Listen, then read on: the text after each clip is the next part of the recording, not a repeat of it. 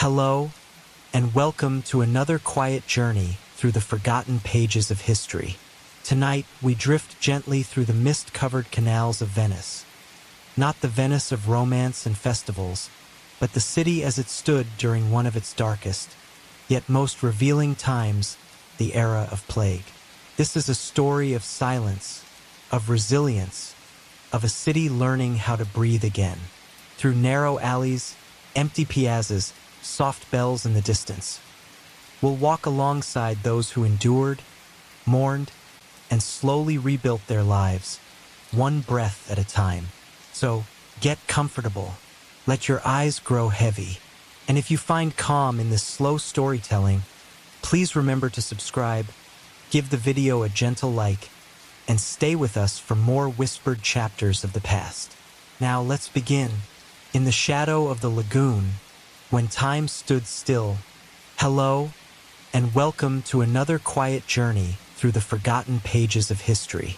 Tonight, we drift gently through the mist-covered canals of Venice. Not the Venice of romance and festivals, but the city as it stood during one of its darkest, yet most revealing times, the era of plague. This is a story of silence, of resilience, of a city learning how to breathe again. Through narrow alleys, empty piazzas, soft bells in the distance.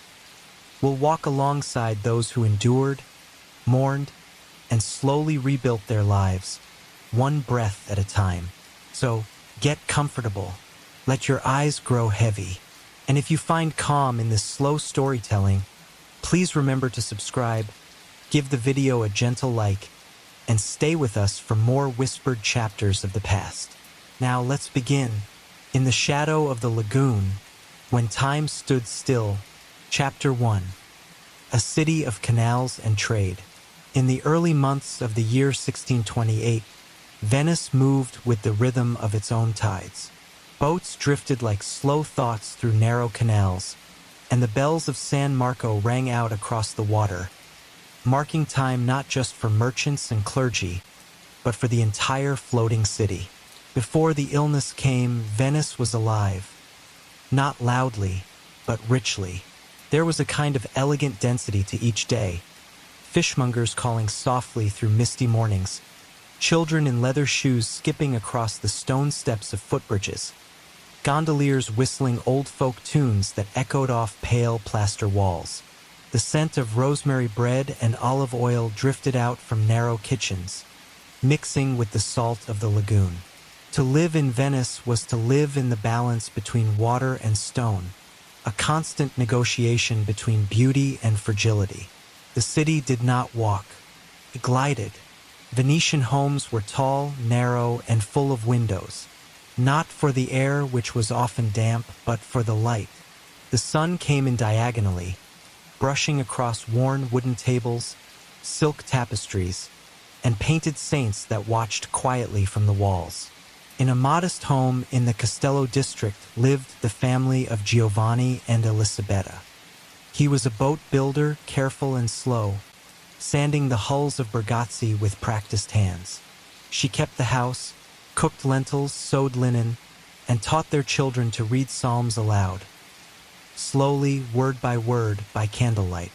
They were not poor, they were not noble, they were simply Venetian, which meant they were surrounded by water, history, and the ever-present scent of damp stone. Each morning began with a ritual. Before bread, before work, before even words, came the sound. The canal below murmuring against the foundations. Water moving through shadow. A reminder that nothing in this city was still, and everything, from marble palaces to fishing nets, floated in uncertainty. Giovanni would step into his small boat just after sunrise. The lagoon was silver at that hour and quiet. He passed fishers unspooling their lines. He passed priests on the way to early mass. He passed boys hauling crates of citrus and wine to the morning market at Rialto. Everyone knew everyone, by voice, by tilt of hat, by echo across water. The market was not loud, but it was alive. Citrus from Sicily, wool from Florence, ink from the east. Venice was a place where goods arrived days before the rumors that came with them. In the evenings, when the light turned gold and low, families gathered in courtyards or behind shuttered windows. There was no firewood to waste, so warmth came from bodies, blankets, and slow conversation. Elisabetta lit a single oil lamp and sat by the window, stitching sleeves for the children's tunics. Her daughter, Lucia, read aloud from a thin book of saints' lives. The boy, Paolo, traced drawings of ships on scrap parchment. The air smelled faintly of salt, wool, and iron. Outside, the canal reflected the sky in broken pieces. It was an ordinary night, and that was its beauty. In the stillness of Venice, sound was always a guide, not loud, but exact. The clink of glass being washed in a narrow kitchen meant a neighbor was preparing for supper. The hollow thud of wooden clogs on stone announced a child returning from the well. And the distant call of the church bell, low and slow, was more than just a measure of time. It was a heartbeat for the city. For Elisabetta, that rhythm shaped her entire day. At dawn, she checked the fire. Then water was warmed and poured into a ceramic basin for washing faces and hands. Bread coarse, dusted with barley, was sliced and shared without ceremony. There was no rush. Each action was carried out with a kind of quiet dignity. That was the Venetian way. Outside, the calle, narrow streets, were damp from fog, and voices carried softly between buildings no more than an arm's width apart. Laundry lines crossed overhead, linking families like threads in a tapestry. Somewhere nearby, someone played a lute, a single slow melody rising and falling with the morning haze. Life in Venice required patience and presence. Boats did not move quickly. Markets began slowly.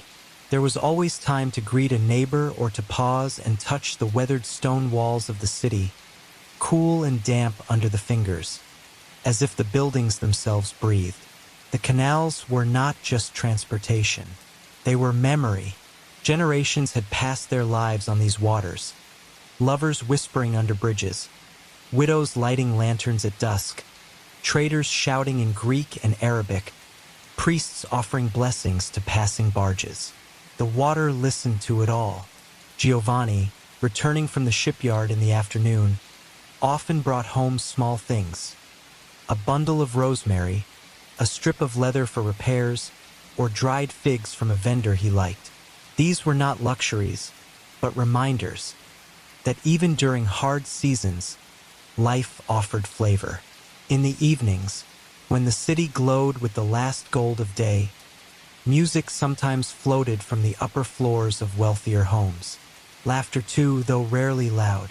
Everything in Venice was measured, as if the entire city whispered rather than spoke. On some nights, Elisabetta joined other women to prepare candles for the parish. They sat in a circle, melting beeswax, twisting wicks, and sharing soft stories. Tales of childhood, of births and illnesses, of husbands who came home tired and boys who grew too quickly. These evenings were not for gossip, but for holding memory, passing it like a bowl of warm soup from one heart to another. When she returned home, the children would already be asleep under wool blankets, their cheeks flushed from dreams and firelight. Giovanni sat by the hearth, mending a wooden oar or reading a psalm under his breath. She would kiss the top of his head and sit beside him in silence. There was no need for many words. They understood each other in the rhythm of ordinary things. The way she folded the blankets, the way he tied his boots, the way they always left the lamp burning just a little longer than necessary. This was peace, not the peace of wealth or grandeur, but the kind that came from knowing your place in the world and tending it gently day after day. By early spring of that year, the sky above Venice had begun to change. It was not the weather, though the rains were heavier than usual, but something subtler. The air held a tension, as if it waited. Gondoliers spoke in shorter sentences. The laughter at the market stalls thinned. not in volume, but in warmth. Even the church bells sounded more distant. It began with a ship. A large merchant vessel from the eastern Mediterranean docked near the arsenal, its hull heavy with spices and fabrics, but its crew quiet, exhausted. They disembarked with sunken eyes and trembling limbs, claiming only that the voyage had been difficult. One sailor, wrapped in a wool cloak despite the humid air, was taken away in the night. No one saw him again. In the following days, Elisabetta heard murmurs from the baker's wife that another ship had arrived weeks earlier in Messina, and many aboard had died before reaching land. Sailors brought wealth, but also rumor, and this rumor was not like the others. Still, the city moved forward. Venetians had lived through storms, wars, and famine. The lagoon protected them from invasion, and the Republic had always found a way to maintain order, through law, ritual, and silence. Giovanni said little about the ships, but he spent longer at the dock now, inspecting his tools more often. He oiled the hinges of the front door twice in 1 week. He bought an extra sack of barley flour without explaining why. Elisabetta noticed, but in a city built on patience, people did not panic. They prepared slowly, quietly. Windows were washed. Herbs were hung from the rafters. Old family remedies were discussed in careful tones. Lucia asked one evening if there were really cities where no one sang anymore. Elisabetta didn't answer. She only smoothed her daughter's hair and lit the lamp a little earlier than usual. Venetian doctors, with their bird-like masks and long robes, began to appear more frequently in the alleys and side canals. They did not speak. They observed. Some said they were sent by the council. Others said they were already too late. The priests added new prayers to the liturgy, older ones, forgotten by most. Psalms for protection, psalms for mercy, psalms for peace. But still the bread was baked. The cloth was dyed. The canals flowed. One afternoon, as Elisabetta walked home from the spice merchant with a small pouch of clove and dried citrus peel, she paused at the Rialto Bridge and looked down at the water. It was smooth and gray, reflecting the stone like a mirror. She remembered her grandmother saying, "When the water becomes too quiet, the city holds its breath." That night, the bells rang not once, but twice. In the coming weeks, quarantine guards began to appear near the harbor. The Lazaretti, the quarantine islands, were spoken of more openly now. Few had ever been there. Fewer wanted to. Giovanni whispered to a neighbor that several of the dock workers had not returned in days. No one asked where they had gone. The fish market was half empty. A mass, whole pews sat untouched. Yet, in the home, the habits remained. Paolo still traced ships on parchment. Lucia still read aloud in the evenings. Elisabetta still boiled soup, still mended sleeves, still listened to the slow breath of the city outside the window. There was fear, yes, but it came like the tide, not all at once, and not without retreat. And so, Venice, proud and old, prepared not with noise, but with silence. Doors closed a little earlier. Conversations softened. Eyes lingered longer in prayer. It was not yet the plague. Not officially, but the shadow had arrived. Not in the streets, but in the spaces between moments. In the pause before speaking.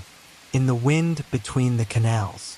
In the silence behind every knock at the door. Chapter 2. First Whispers from the Sea. The sea, once a friend to Venice, began to bring only unease. Spring rains washed over the tiled roofs and marble courtyards, but it was the wind from the Adriatic that carried a new kind of chill, one that had nothing to do with weather. It carried the voices of sailors who no longer sang. By late April, the docks were quiet at sunrise. Fewer sails lined the water, and those that did seemed reluctant to fully unfurl. Crates arrived sealed tighter than usual. Men who had once called greetings now avoided eye contact. The city, always watchful, began to turn inward. A whisper grew among the boatmen. Something terrible had happened in the ports of Ragusa. No ships were allowed to disembark. Illness, someone said. Bodies, another murmured. A merchant claimed the Republic of Ragusa had already begun isolating arrivals. 40 days offshore, in complete stillness. Venice listened. The Republic's officials, ever cautious, did not speak to the public directly. But their presence was felt in the sharp increase of letters carried by fast couriers, the sudden inspections of trading permits, and the return of masked physicians with stricter eyes and more parchment. Giovanni said little in those days, but he came home later and quieter. His hands smelled of pitch and cedar, but also of salt and cold iron. He had begun reinforcing the storage hatch behind their home, not out of panic, but with the methodical stillness of a man who understood storms. Elisabetta watched the canals. She kept her routine. She cooked. She mended. She taught Lucia and Paolo how to boil water twice before washing herbs. She did not speak of illness, but she added rosemary to the lamp oil and burned it each morning by the window. Lucia noticed. She didn't ask. One evening, as the bells of Santa Maria della Salute echoed softly across the water, the family sat in silence over bowls of lentils. Paolo, only 8, asked if the priests would stop ringing the bells if too many were sick. "No," said Giovanni, his voice low. "They ring until there's no one left to hear them." No one spoke for a long while after. Outside, the wind shifted. Boats rocked against stone walls with a dull knock, like distant footsteps. The city's administrators began ordering subtle changes. Street sellers were told to wash their hands in vinegar. Bakers were ordered to space their loaves farther apart. Letters arrived with red wax instead of black. Whispers turned to patterns. A certain gondolier no longer passed by the windows at dawn. A fishmonger's stall was closed for 3 days. A woman near Campo San Polo was seen throwing herbs into the canal, eyes wild with fear. Her home was shuttered the next morning. And yet, no official statement had been made. There was no plague, not yet. Only the space where truth began to form. In silence, in glances, in what was not said. The Republic had survived before war, flood, famine. Venice knew how to wait. It did not panic. It watched. Elisabetta did the same. She bought extra candles, extra soap. She kept the windows open longer during the day and shut them earlier at night. She stopped visiting the communal oven. She boiled her own bread at home, though it was tougher and less fragrant. Lucia asked why. "Because we're strong," Elisabetta answered. "And strong people do things differently before they need to." Lucia nodded, but she wrapped her blanket tighter that night. It was in the second week of May that the word quarantina began to return, not as theory or history, but as fact. The Lazaretto Vecchio, the old quarantine island south of the main city, was suddenly active. Smoke from its chimneys drifted into the horizon, visible from the upper windows of San Giorgio Maggiore. People pretended not to see it. Giovanni saw it. He stood at the edge of the dock, staring into the blue haze with the practiced eyes of a man who read the sea like scripture. "They've brought men there already," he told Elisabetta one evening. "From a Cypriot vessel. 6 of them. All sick." "How sick?" she asked. He didn't answer.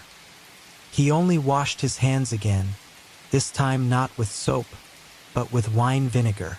In the parish, candles were lit in silence. The priest spoke of caution, prayer, and obedience, not of fear. But the hymns became slower, the pews more spaced. Incense was no longer burned in great clouds, but in faint wisps. Even the children whispered differently. Elisabetta overheard a woman in the apothecary shop. "They say the air itself carries it." "No, it's the breath of the sick." I heard it's the cloth silk from the east. It's punishment. The apothecary did not argue. He only wrapped his herbs tighter and charged more for sage. Meanwhile, trade slowed. Ships floated in the lagoon without docking, anchored and waiting. 40 days. That was the rule now. 40 days watched from a distance, then inspected, then maybe allowed to touch the stone steps of the city. The merchants groaned, but none protested. The Doge had not made a speech. There was no proclamation, only more masks, more silence, more men in long robes and wax-sealed scrolls who stepped from gondolas and disappeared into stone corridors. And more people vanished from view. In the home, things were quiet. The family no longer ate by the window. They kept it shuttered, even during the day. Giovanni brought home a spare bolt of linen, cut it into squares, soaked them in vinegar. He said it was for their faces, in case they had to speak with anyone beyond the family. Elisabetta did not ask where he had heard this. She simply nodded and stitched strings to the corners. At night, Lucia had dreams. She told her mother, "I see boats floating in the sky, with no people." Elisabetta told her it was only a dream. But in truth, she had seen the same image once. Long ago, when she was Lucia's age, during a fever. She did not say this aloud. The market still opened, but only for a few hours. No fish, the fishermen were not going far. No citrus, the southern ships had turned back. Mostly bread, onions, and roots. There were fewer voices in the square. No laughter, no music. Giovanni passed a former colleague in the alley and nodded. The man did not nod back. He simply kept walking, his eyes fixed on the stones beneath him. That was the worst of it, Elisabetta thought. Not the fear of dying, but the slow erosion of the city's voice. The way it grew quieter each day, like someone holding their breath underwater. And yet still bread was made. Children were taught. Candles burned. Psalms were read. Boats floated. Because Venice, proud, sinking, and sacred, had always known that silence was not the same as surrender. By late May, it became official. Not a public decree with a fanfare, but a quiet order delivered to parish leaders and guild elders. There were to be no more communal wells. Each home must draw from their private cisterns. Public gatherings were to cease. Schools were closed. Theaters dimmed. And the bells of minor churches were silenced. In the square, an official in black velvet posted a parchment beneath the Lion of St. Mark. No one approached while he stood there. When he left, a small boy ran to read it aloud to an old woman. He read only the first line before she pulled him away. The fear was not of the plague. The fear was of naming it. The word pest was still not spoken. But Venetians were experts in reading what was not said. Shopkeepers began boarding up windows from inside. Gondolas were moored in pairs instead of lines. The old men who sat on steps to play cards disappeared altogether. The water remained still, too still. Giovanni stopped going to the arsenal. He said repairs were paused. He didn't say why. At home, he began working on strange little devices. A wooden frame with muslin cloth, soaked and dried, placed in front of the windows. He lined the door with strips of linen dipped in ash. Elisabetta said nothing. She stitched quietly at his side, cutting fabric for new tunics. Long sleeves, tighter collars, thick cuffs. One morning, they found a boat drifting near the dock. Empty. No paddles. No rope. Just a single woven basket inside, with 3 lemons and a folded piece of cloth. Lucia asked, "Was it left for us?" Elisabetta answered, "It was left for whoever is hungry." They took only 1 lemon. The city shrank into itself. Life became interior. Prayers were whispered beside beds instead of before altars. Food was shared between neighbors through shutters and baskets lowered on ropes. Stories became more important than news. They were all anyone had.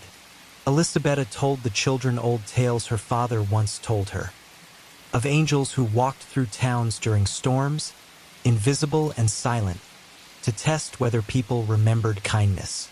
Lucia asked if this was one of those times. Elisabetta only smiled and tucked the blanket tighter around her.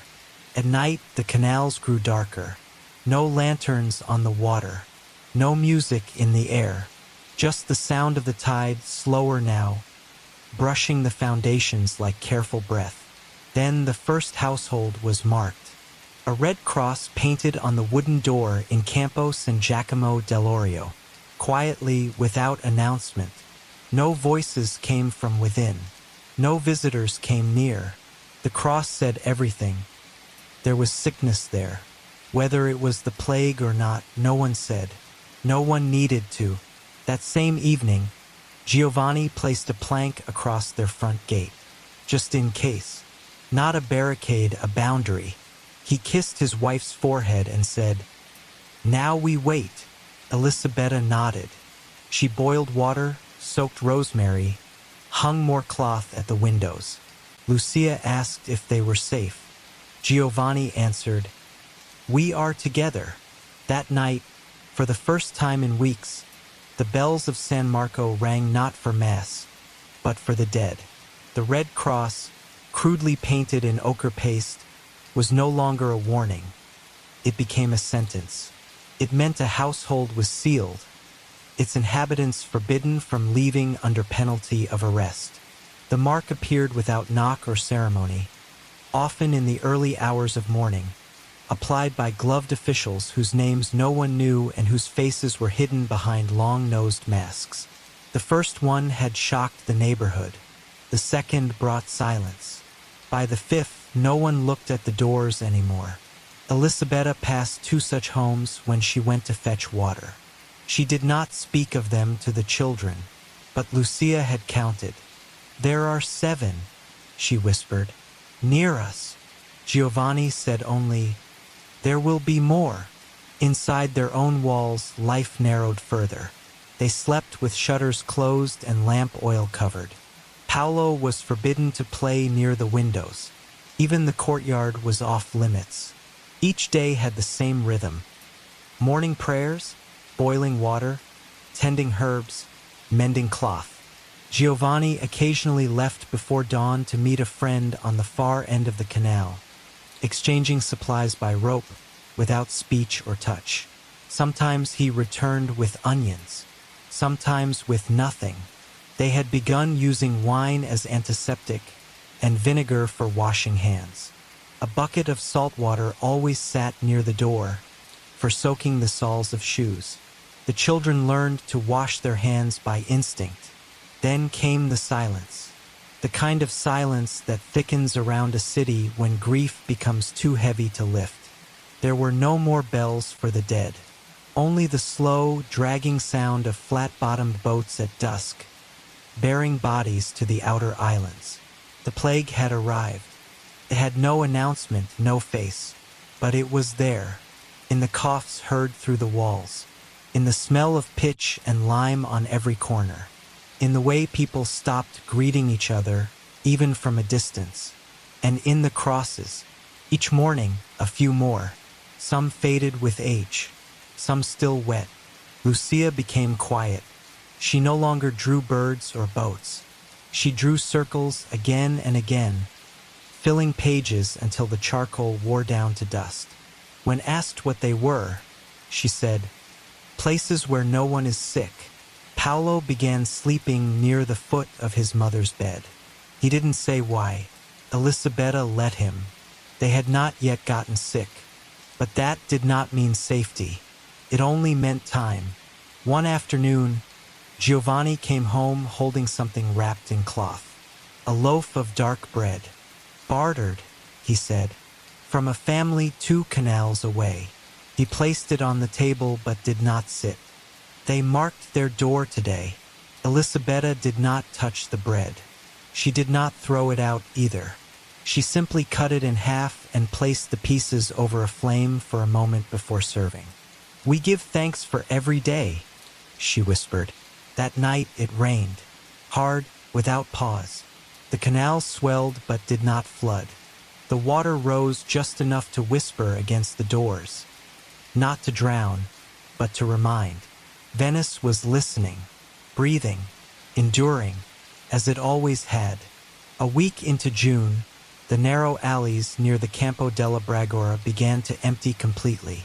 Not even the city's stray cats ventured near the red-marked doors.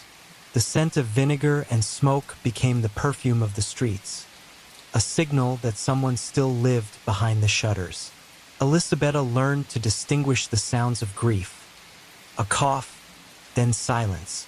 A chair overturned. A psalm sung too softly to be for company. But it was the apothecary's shudder that struck her most. For years, the old man, Maestro Rinaldo, had served the neighborhood with quiet dignity, selling herbs, powders, and counsel to anyone in need. He had survived the small fever, 2 canal floods, and the long winter of '32. His shop had never closed. Until now, the wooden doors were sealed one morning with wax. A note had been nailed into the wood with trembling handwriting. "May God preserve you. Do not knock." Giovanni stared at the shutter for a long time on his way back from the dock. That night, he told Elisabetta that he had heard a voice inside the shop. Hoarse, slow, but still alive. "We should bring him something," she said. "Water, candles." Giovanni shook his head. "If he's asked for no knock, we obey. But he's alone." "He is not forgotten," Giovanni said. "But he is alone, as we all must be now." 3 days later, the note was gone. In its place, a red cross. No one ever saw who painted it. In their own home, routine became survival. Elisabetta taught the children how to fold cloth properly for breath covers. Giovanni spent 2 hours each day checking for leaks, mending old shoes, boiling every surface touched by anything from outside. One afternoon, Paolo found a stray cat at the gate. Wet, skinny, mewing with a limp. He begged to feed it. Elisabetta hesitated. "We cannot let it in." "Just a little milk?" he asked. Giovanni watched the cat silently. Then, slowly, he placed a small saucer of warm water beyond the gate, just far enough that no hand had to cross it.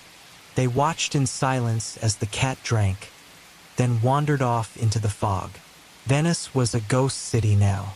Once mighty bridges echoed with the steps of a single walker. The Basilica of San Marco remained closed, its doors draped in violet cloth. Processions no longer passed. No bells rang for weddings. Even the crows had grown quiet. The plague did not strike everyone equally. It came in bursts like fire. One street untouched, the next emptied overnight. The randomness drove fear deeper than logic ever could.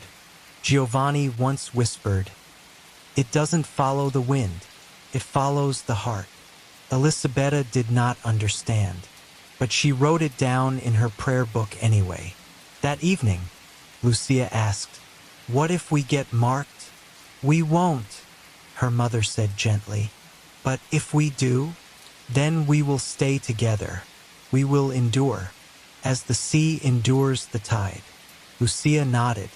She held Paolo's hand beneath the table, and outside, the wind shifted again, carrying with it a song from somewhere, distant and broken, but unmistakably human. It was a gray morning when the knock came. 3 short raps, deliberate, muffled through layers of linen. Not the hurried banging of a neighbor in distress, nor the hesitant tap of someone seeking charity. This was official. Giovanni was already by the door before the last echo faded. He did not open it. He asked, calmly, "Name and station?" A voice answered from behind the mask, "Inspector Lorenzo Vetter, Guild of Public Health." Giovanni turned to Elisabetta. She was already pulling the children back toward the rear of the house. The door creaked open only a hand's width. Outside stood a man in a long black robe, gloves sealed at the cuffs with wax twine. His face was hidden behind the familiar beak-shaped mask, with tinted glass covering the eyes. A faint scent of cloves, vinegar, and camphor drifted through the gap. "We have no symptoms," Giovanni said. "No visitors. No trade." The inspector gave a slow nod. "Your district reported no irregularities. This is a precaution. I am inspecting ventilation and water access. No one will be touched." Giovanni allowed him inside. The inspector moved with practiced calm. He did not touch anything directly. Every tool he used, from the slender rod to the wax paper book, was disinfected in sight. He examined the windows. The herbs hung near each door, the dryness of their cistern water. He asked only a few questions. "How often do you boil water? How many leave the home? Any recent coughing or fever?" Giovanni answered. Elisabetta watched every motion. The children stayed silent. At last, the inspector stepped back and bowed slightly. "You are following all ordinances. This will be noted." He produced a folded parchment, dipped his stylus into a pot of red ink, and marked the outer gate with a symbol. Not a cross, but a small circle. "Safe. For now," he said. After he left, Giovanni burned the cloth he had worn during the visit. Elisabetta soaked the floor where the inspector had walked, not from distrust, but from ritual. In these days, ritual was the only structure left. That night, they prayed longer than usual. Giovanni lit a second candle for Maestro Rinaldo, though they never spoke the apothecary's name aloud. Elisabetta whispered her psalms slower, as if measuring each breath between lines. The children fell asleep with hands clasped. Outside, faint footsteps echoed once more across the nearest bridge, then faded. The city slept, if not in peace, then in patience. Chapter 4: Quarantine on the Islands. Long before the plague had reached the canals, the Republic of Venice had prepared its defense. The Lazaretti quarantine islands built not for comfort, but for containment. There were two of them, standing silent and sun-bleached in the lagoon. Lazaretto Vecchio, the old Lazaretto, near the southern shore, an ancient leper colony converted into a plague hospital. Lazaretto Nuovo, the new Lazaretto, further north, a flat, marshy island used for inspecting and isolating ships and cargo. To the average Venetian, they were distant, mysterious places. No bells, no laughter, just wind and birds, and smoke. By midsummer, the smoke had thickened. When Elisabetta opened her window one morning, she saw it clearly. Not a line of fog, but a slow pillar rising from behind the sea wall. Giovanni confirmed it after visiting the dock. "They are burning linens again," he said, "and clothing, from the infected." Lucia asked, "Why don't they just wash them?" "Because you cannot wash death away," he answered gently. Elisabetta turned her face back toward the window and pulled the shutters closed. Venetians had always known how to survive on water, but now they were learning to survive through separation. The quarantine system, first established a century earlier during a wave of Eastern illness, had been restored with ruthless precision. No ship could dock without anchoring near Lazaretto Nuovo for 40 days. Sailors remained on board, guarded by armed patrol boats. Only after careful inspection and a clean bill of health could goods be offloaded, usually by masked officials in waxed robes. Still, infection crept in. By July, hundreds had already been moved to Lazaretto Vecchio. They were not prisoners, but neither were they guests. Those with early symptoms were rowed across at dawn, their families left watching from afar, unable to follow. Most never returned. Giovanni's friend Marco, a baker from Castello, had gone there 2 weeks prior. He had coughed only once. Just once. Giovanni had helped load him onto the small quarantine boat. No word had come back. Elisabetta began preparing a bag by the door. She packed a thin blanket, a cloth with rosemary sewn into the lining, and a small wooden cross carved by Lucia. She never said why, but Giovanni knew. She said it once, late at night. "In case I am taken." He said nothing, but the next morning, a second bag appeared by the door, smaller, with Paolo's initials stitched in red. Lucia asked, "Are we going to leave?" "No," Elisabetta said, "but we may be asked to go." The talk in the market was thin and whispered. "They don't treat you there. They just lock you up. No one returns. My cousin lasted 2 days. They don't feed you. They feed you just once." Most of it was rumor, and all of it was soaked in fear. Still, the system remained. Ships waited. Goods were delayed. But the islands stood silent, separated, watching. And Venice, suspended in the water between hope and horror, remained afloat. Though few had seen the inside of the lazaretti, nearly all Venetians could describe them. The stories spread like mist, quiet, inevitable, ever-changing. It was said the old monks of Lazaretto Vecchio had once cared for lepers with compassion, but now the halls echoed only with coughing and the scrape of wooden carts. Others claimed that sick priests wandered barefoot through the wards, praying over rows of bodies too weak to respond.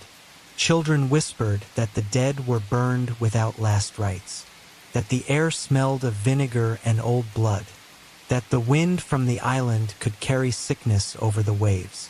Adults dismissed these tales, but not entirely, for in each story there was a shadow of truth, and in Venice, truth often floated just beneath the surface. From the rooftops, on clear days, you could see the smoke columns rise in thin, gray threads, never chaotic, always controlled, ritualized. Some days there were 2 plumes, others 5. Lucia began to count them each morning. "For today," she'd say quietly at breakfast. No one corrected her. Paolo asked once if people were screaming on the island. Elisabetta answered, "No, my love. The sick sleep. That's all." Inside the churches, those that still remained open, sermons took on a new tone. The priests no longer preached of punishment. They spoke instead of mercy, of stillness, of waiting. In Santa Maria Formosa, Father Benedetto read aloud the names of those sent to quarantine. No one asked for updates, just the names. One morning, he read, Isabella Ferri, Matteo Bellini, Ruggiero della Torre, Lucia Venturi. Elisabetta's hand tightened on the pew. But it was not their Lucia. Not yet. Each parish kept its own records. Inspectors moved through neighborhoods not only to enforce health orders, but to collect names, numbers, symptoms. A new system was introduced. Families were to hang a white cloth from their window if any member showed signs of fever. 1 cloth meant 1 patient.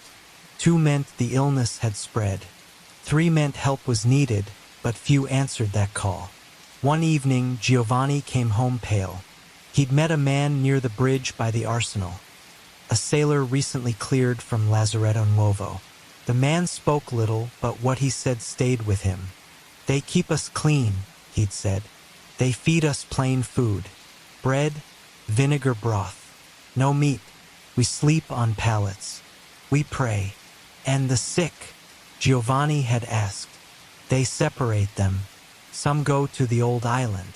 Others disappear." Giovanni had thanked him. He brought home nothing that night, not even words. That same night, Elisabetta left a candle burning in the window. She said it was for the islands, for the ones out there, alone, maybe afraid, maybe at peace. Lucia placed a sprig of lavender at the base of the candle. "So it smells like home," she whispered. They didn't speak of it again. But the candle was lit every evening after that. The Rizzo family lived 3 doors down from Giovanni and Elisabetta. They were quiet people. A cooper, his wife, and their 2 teenage sons. Not close friends, but familiar enough to nod across the square or lend a pinch of salt when needed. One morning, a white cloth appeared in their window, a single sheet, clean and folded. It fluttered slightly in the breeze, as though embarrassed to be seen. By nightfall, a second cloth joined it. Elisabetta noticed it while tending her herbs on the balcony. She said nothing aloud, but she brought the children inside early and closed the shutters tighter than usual. Giovanni lit a small fire, though the weather was warm. The Rizzo's door remained closed for 3 days. On the 4th morning, a cart arrived. Not the Black Death carts of legends, not screaming, not chaos. Just a flat-bottomed gondola rowed by 2 masked men in dark gray cloaks. It docked with gentle quiet at the edge of the calle. For men stepped out, dressed in waxed coats, hands covered, faces hidden. They spoke to no one. One of them carried a ledger, another carried rope. They entered the Rizzo home. No knock, just entry. The Rizzo family did not resist. Neighbors watched from behind lace curtains and shutter slats. Elisabetta allowed the children to peek once, quickly, but then sent them to the back room. Giovanni stood silently by the front window. When the Rizzos emerged, they wore clean clothing and cloth masks tied behind their heads. The father held a small parcel. One son clutched a rosary. The mother wept without sound. They walked to the gondola. The masked men helped them board. Then the boat slipped away, soundless, weightless, toward Lazaretto Vecchio. And that was the last time anyone saw them.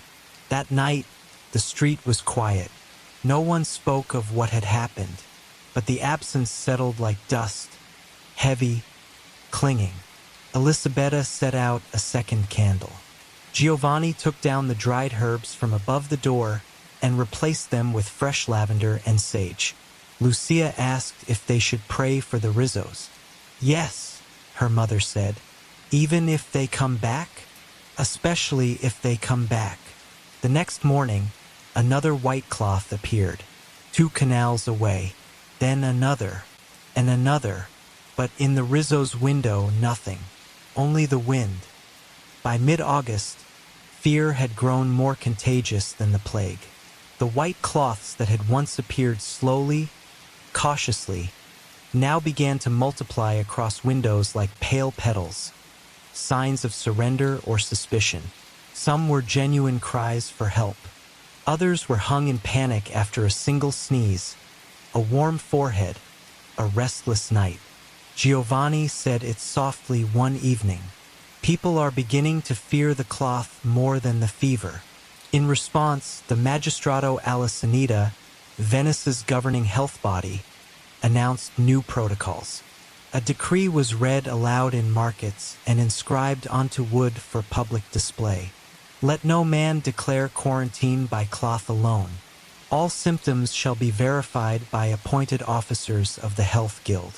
False cloths shall incur a fine or worse. The order was meant to calm the public. It had the opposite effect. Now, neighbors suspected each other not only of illness, but of dishonesty. Did you see how pale she looked? He pretends to cough just to get out of work. They hid their son for a week before hanging the cloth. Rumors swelled. Shutters slammed more quickly. Few spoke from window to window now. Elisabetta refused to let her family fall into fear. Each morning, she lit 2 candles. One for the living, one for the dead. She instructed Lucia and Paolo to continue their routines. Reading, prayers, chores, stretching hands toward sunlight where it broke through the curtain. She added mint to the vinegar wash, not because it helped, but because it smelled like memory. Giovanni repaired shoes and tools, even those they didn't need, just to keep his hands from shaking. They never spoke of symptoms. They only spoke of strength. But silence carries its own risk. One night, Paolo could not sleep. He tossed and turned. His skin was warm, not hot, but warmer than usual. Elisabetta stayed by his bed until dawn. No one else was told. No cloth was hung. By morning, he was fine. Just a bad dream, perhaps, or a shadow of fear lodged in the bones. Still, Giovanni cleaned every surface 3 times that day, just in case. 2 houses down, a cloth went up, then another facing the inner canal. The inspectors came faster now. Sometimes they arrived before the ink on the decree had dried. No questions, no judgment, just verification. Still, their presence brought more fear than comfort. When Elisabetta saw their gondola approach another home, she whispered, "At least they still come." Giovanni replied, "Yes, because they still can." For many, illness was now a kind of exile, not just from society, but from being seen, being remembered. And yet the city endured. Venice had learned to live with tides. Now it was learning to live with silence. Each evening, as the sun dipped behind the domes and bell towers, the lagoon shimmered with soft reflection, as if the water itself mourned with quiet dignity. And in their small home, Elisabetta, Giovanni, Lucia, and Paolo lit their candles, said their prayers, and waited, together. It began in Cannaregio, near the iron bridge where merchants once gathered to drink spiced wine and exchange gossip over crates of almonds and wool. By late August, those conversations had ended, and so had the sound of crates being dropped, of children laughing in courtyards, or of the bell chiming from the convent nearby. What replaced them was absence. One morning, 3 homes stood sealed with wax. No cloths had been raised. No inspectors had been seen. No one knew when the families inside had fallen ill or if they had. All anyone knew was that the doors were shut and the shutters never opened again. Giovanni heard of it from a trader, a cautious man named Stefano who had delivered fish twice weekly for over a decade. He now spoke only through a cloth wrap over his face and left baskets at a distance. "They're sealing houses now," he murmured. "Not just sending people to the islands. If there are signs but no space." He trailed off, but the implication was clear. Elisabetta did not react. She only asked, "Were they sick?" Stefano's voice cracked. "I don't think they even checked." That night, the streets of Castello grew quieter. A fog rolled in from the marsh, muffling footsteps and swallowing light. The lamps above the canals flickered more than usual. Elisabetta stood by the window for a long time after sunset, watching the mist. Lucia asked, "What are you looking for?" Her mother answered, "Proof that we're still seen." In Venice, the worst fate was not death. It was disappearance. Death brought prayer, memory, a name carved in stone, even if only whispered behind closed doors. But when a family vanished without word, without ritual, without confirmation, it was as though they had never lived at all. One woman from San Polo came to the magistrato in tears, begging for news of her brother. He had not been ill, she said. He had only coughed twice. No one remembered his name. At home, Elisabetta and Giovanni made a decision. Each evening, they began writing a record, not just of symptoms or days past, but of thoughts, names, dreams, things said and unsaid. Lucia drew small pictures in the margins. A boat, a sun, a loaf of bread. Paolo signed his name with a flourish and declared he would be remembered. "We will not vanish," Giovanni said one night, "even if the wind takes our roof, even if they seal our door. Someone will know we were here." Word spread that families were now sleeping in shifts, one always awake, listening for footsteps, for boats, for the knock of masked inspectors. The silence of the night had become the loudest sound of all. People dreamed of noise. They missed bells, arguing, even music. Elisabetta remembered a song from her childhood and hummed it as she scrubbed the floor. Lucia joined in. So did Paolo. For a moment, their home became more than shelter. It became a statement, we are here.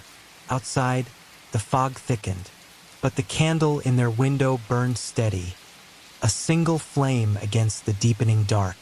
The letter arrived wrapped in oilcloth, sealed in red wax, and smelling faintly of vinegar. It bore no name on the outside, only the word, per il Quartier di Castello, for the Castello district. Delivered by a gloved official at sunrise, it was left in the alcove beside the chapel door, along with 5 others bound for different parishes. Giovanni found it while bringing bread to the sisters of Santa Maria. He brought it home, hands steady, breath shallow. Inside, a single sheet, simple script, sparse, formal. We inform the citizens of Castello that several patients formerly housed on Lazaretto Vecchio are to be released. Those named herein are free of symptoms and shall return to the Republic with cautionary oversight. One name stood out, Marco Bellini, the baker, Giovanni's friend. Alive. Elisabetta read the line twice. But she began, then stopped. Everyone knew what release meant. It meant survival, but it didn't always mean return, not in the way people hoped. When Marco stepped onto the dock 2 days later, he looked smaller. Not thinner exactly, but diminished. His eyes were rimmed in red, and he wore gloves, though it was warm. He bowed when he saw Giovanni, but said nothing. They didn't shake hands. That was understood. Giovanni offered to walk with him. Marco shook his head. No home, he said quietly. I gave it up. They burned the linens, took the table, said it was regulation. Elisabetta sent him bread and herbs later that night, delivered by a masked courier. He sent back a coin wrapped in a note. Tell Paolo I remember his jokes. They helped more than prayers. Marco was not the only one. Within a week, 3 more survivors returned. Each arrived alone by gondola, quietly. No fanfare, no blessing. Their names were noted. Their homes, if they had them, were reopened. But some did not go home. Some remained on the islands, choosing to work there. Washing linens, stirring broth, tending those still burning with fever. Giovanni heard this from an inspector. They don't fear the sickness anymore. It's the world they fear, the silence, the suspicion. Still, the people of Venice watched. They watched Marco walk to the well each morning, keeping a deliberate distance. They watched him pause by the bakery he once owned, now shuttered, and turn away. They watched, but they didn't speak. Some nodded. A few whispered greetings. Most looked down. In their home, Elisabetta told the children, being well doesn't mean being whole. Lucia asked, will he get better? Perhaps, she said, but better takes time.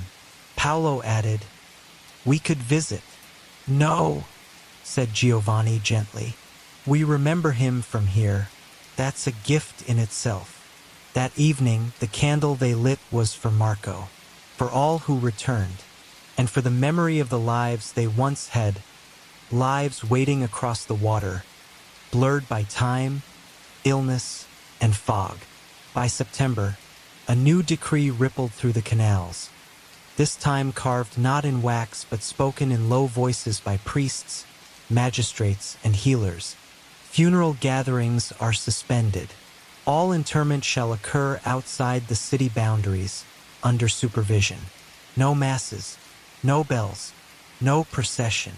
The announcement struck deep, not for its novelty but for its finality. Venetians had always known death. They had danced with it, painted it, debated it, but never before had they been asked to ignore it.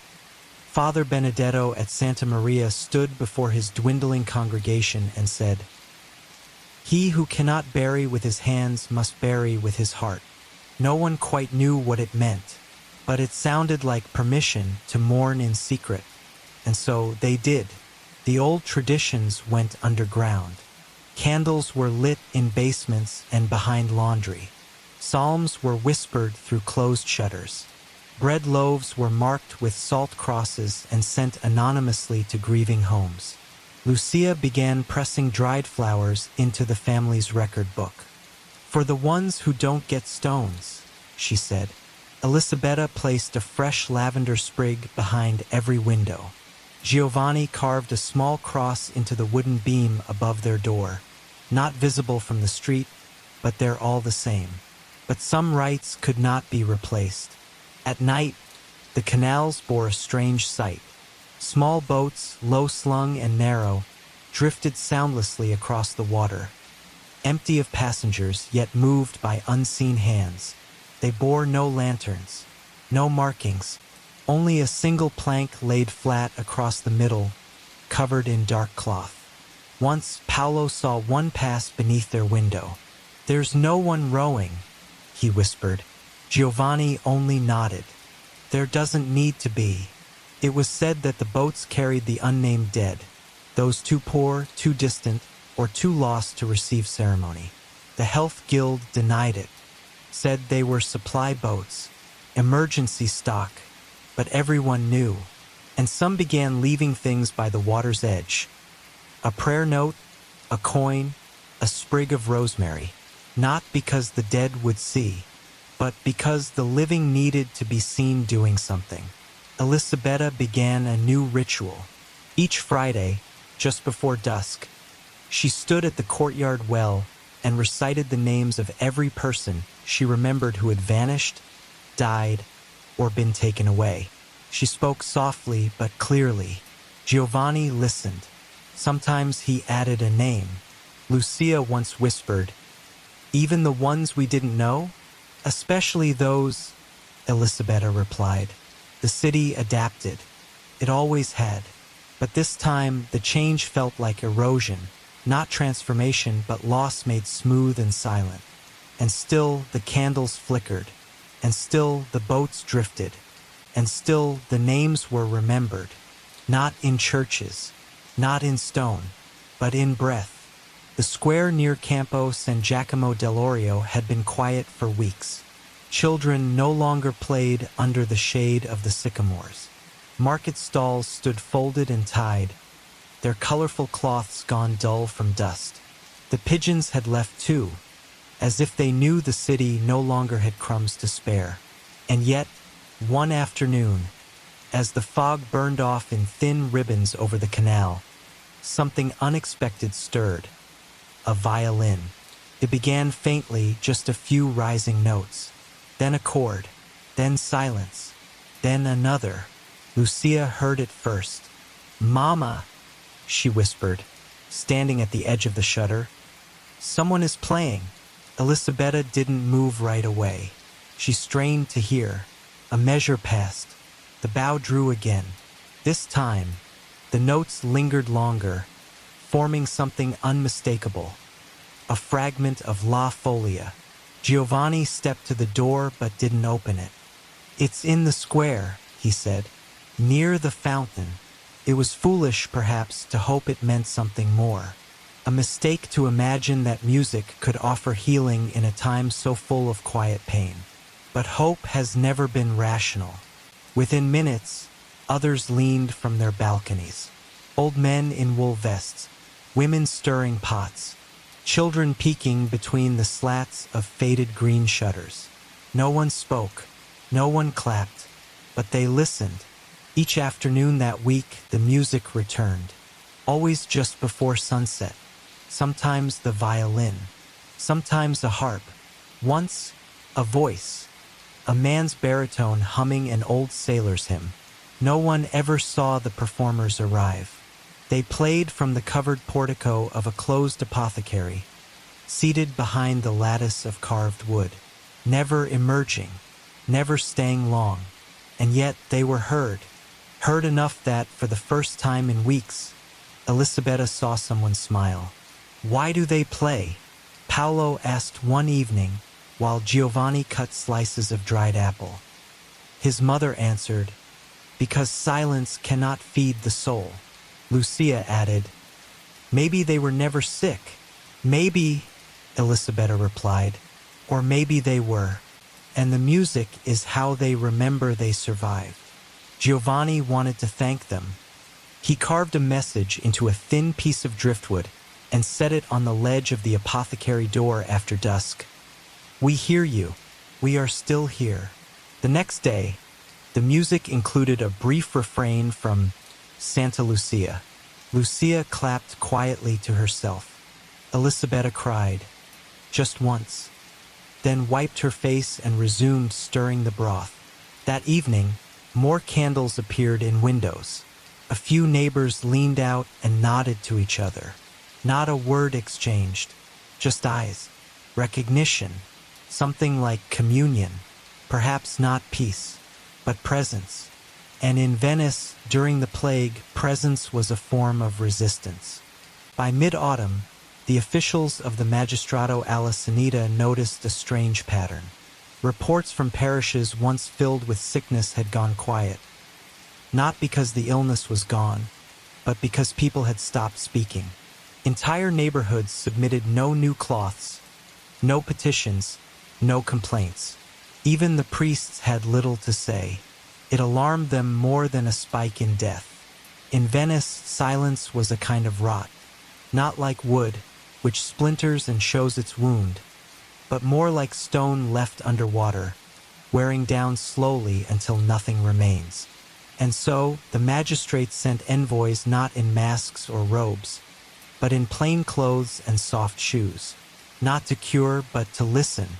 They returned with strange stories.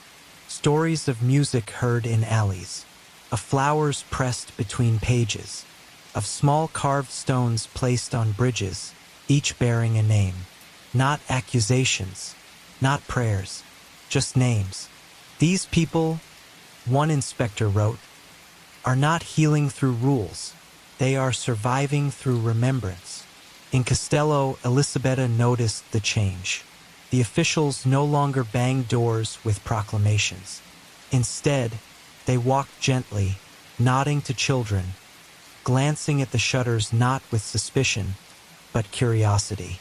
One even paused to listen to Lucia's humming as she hung dried rosemary near the windowsill. He tipped his hat and walked on.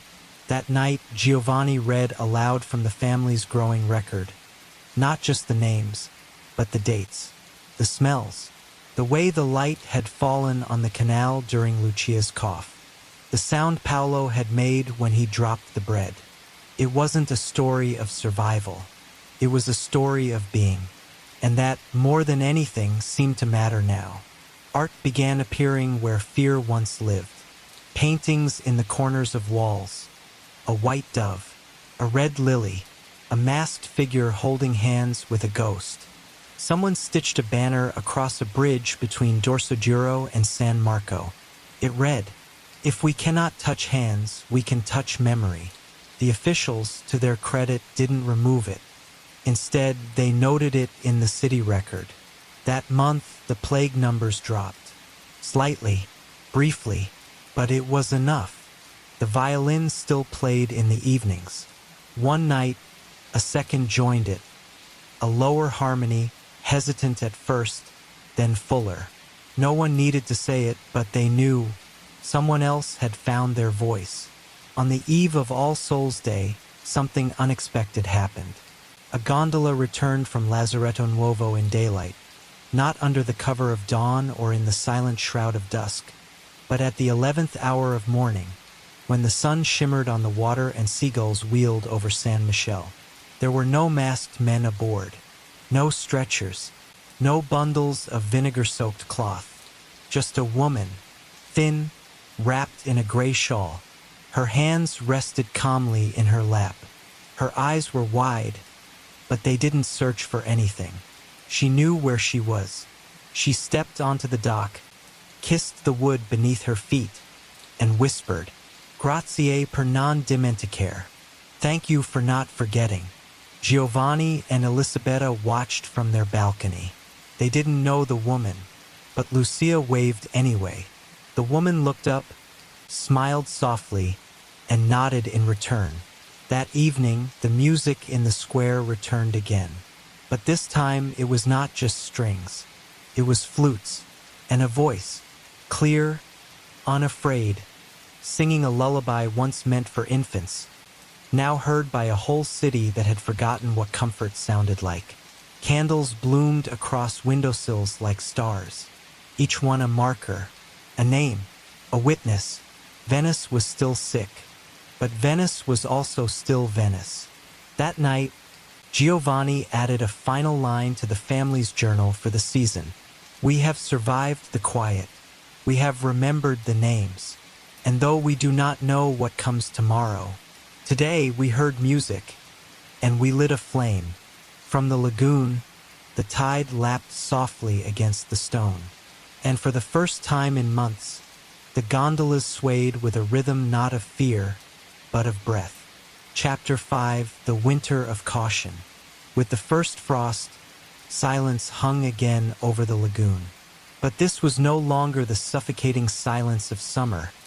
It felt more like a breath, tentative, unsure. The city was breathing again. In November, the waters cleared. Schools of fish returned to the shallows where gondolas of the dead once floated. Canals, once cloudy with refuse and grief, shimmered with reflected light. People began to leave their homes, not just for bread, but to be outside once more. But no one quite knew how to return to life. The first shops reopened. One of them, an old glassmaker's storefront in San Polo, put stained glass back in its windows, fragile like hope itself. Passers-by paused to look at the vibrant colors, glowing in the afternoon sun, but hesitated to enter. The owner, Andrea, sat just inside the door. He no longer offered discounts, but he also didn't demand payment up front. If you're still here, he said, we'll work something out. Not everyone came back. Some homes remained boarded, even though the plague symbols had long been scraped away, not because the owners had died, but because they could not bring themselves to return to rooms filled with memory. There are people, Elisabetta said one morning, who survived the plague, but did not survive who they became during it. Venetians now lived in two worlds at once. In one, the bells of the churches rang again, echoing across the terracotta rooftops, calling the faithful back to Mass. In the other, tired eyes stared at the bells, unsure if the sound meant joy or merely ritual. New rituals took hold. Each evening, shopkeepers began placing candles outside their doors, not just for Christmas, but in quiet remembrance of those who hadn't lived to see winter. Children made dolls from scraps of fabric and gave them the names of lost relatives, not in sorrow but in honor, their way of saying, "You are still with us." Giovanni returned to the harbor, but not to work. He no longer carried crates. He simply sat by the docks, counting the boats that came back in. It was his way of syncing with the rhythm of the city again. Elisabetta resumed baking bread. Every second loaf she gave away, to let warmth spread the way fear used to, she explained, placing a wrapped loaf on the sill of the neighbor's window across the alley. And what was most surprising, no one said, "The plague is over." No declarations, no banners, no triumph, but everyone knew winter had come, and the city was still here. As December settled over Venice, the government re-emerged like a figure from behind a veil. The Magistrato alla Sanità, the health magistracy, once feared and ever watchful, began issuing new edicts not from urgency, but from calculation. The worst had passed, they believed. Now came the time for control. But how does one govern a city still dreaming of ghosts? The first rule: all quarantines were to be formalized. No longer would suspicion alone seal a house. A doctor had to confirm it. The doctor, in turn, had to be approved by the guild. Lists were to be maintained. Reports submitted weekly. The people, worn thin by arbitrary fear, surprisingly welcomed it. Elisabetta even whispered to Giovanni, "Maybe if they make it feel ordinary, it won't feel like war anymore." The second rule, funerals would resume. Not as they had been. There were no large processions, no choirs, but families could bury their dead with one priest and one candle. The bells were permitted again, cautiously, no more than 3 tolls for any soul. It wasn't tradition, but it was something. The third rule, trade could resume within the city, but all incoming goods had to pass through the Lazaretto Vecchio, the quarantine island. It was here that Venice's economy would try to take its first breath, and where many of its hopes and fears would again concentrate. Boats lined up at dawn, waiting in the fog. Crates of cloth, olives, oil, salt fish. The workers wore heavy gloves and marked every item with soot or chalk, like monks inscribing prayers onto the backs of sickness itself. The church, too, shifted its tone. Gone were the sermons of wrath and punishment. The surviving priests, fewer and older now, spoke of mercy, of memory, of what it meant to bear witness. They wore simpler robes. Some had holes in them. One Sunday at Santa Maria dei Miracoli, the priest said nothing for the first 5 minutes of Mass. He simply stood there, and in that silence, the people felt more than words had offered all year. Giovanni once again lit the family's lantern for Mass. Paolo hesitated. "Will it be like before?" "No," his father replied, "and that might be the only reason we go." Winter bit sharply by the time Epiphany neared. Snow dusted the tiled rooftops, and the bridges grew slick at night. Gondoliers who hadn't rowed in months took short, hesitant routes. Fishermen cast nets more for rhythm than need. But life was threading back. In Campo San Barnaba, someone played a wooden flute at dusk. In Castello, children raced across the frozen mud of an empty garden. In Dorso Giuro, a woman embroidered every face she remembered onto a long tapestry she draped from her balcony. Not everyone approved. There were those who muttered that it was too soon, that laughter was dangerous, that remembering was sacred, yes, but that joy so soon might be profane. But joy crept in anyway, not loudly, not even boldly, but quietly, like a visitor knocking gently at the door. Venice has always been a city that speaks through its walls. Its stones carry whispers, of laughter echoing through courtyards, of footsteps ringing on bridges in the dark, of prayers muttered beneath breath beneath arched ceilings. But in the months following the plague's retreat, the city began to speak in a new way. People began to carve again.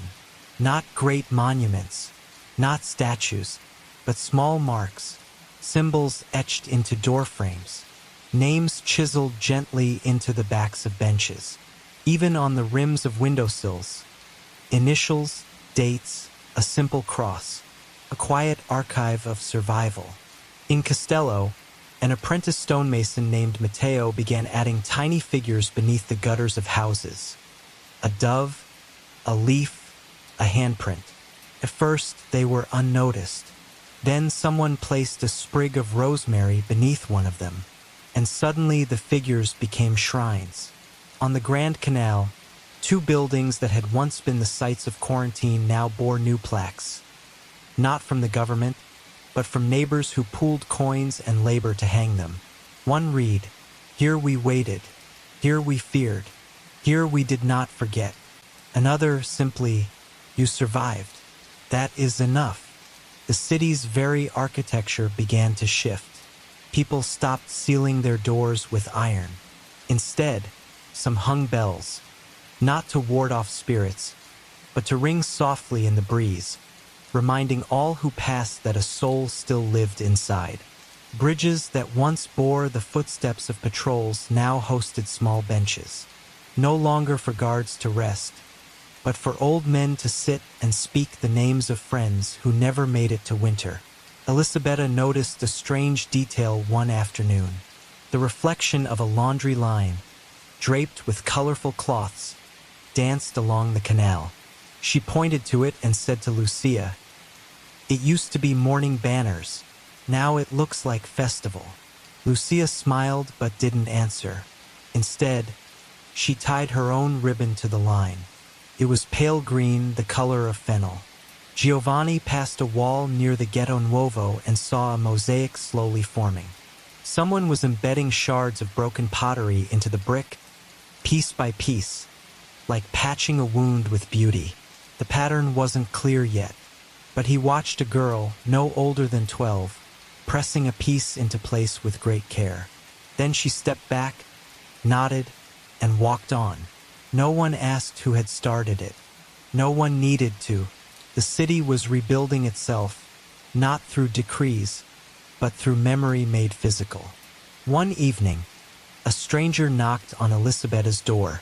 He was thin, older, wearing a faded red scarf. "I heard you kept a list," he said softly, "of names, of those who passed."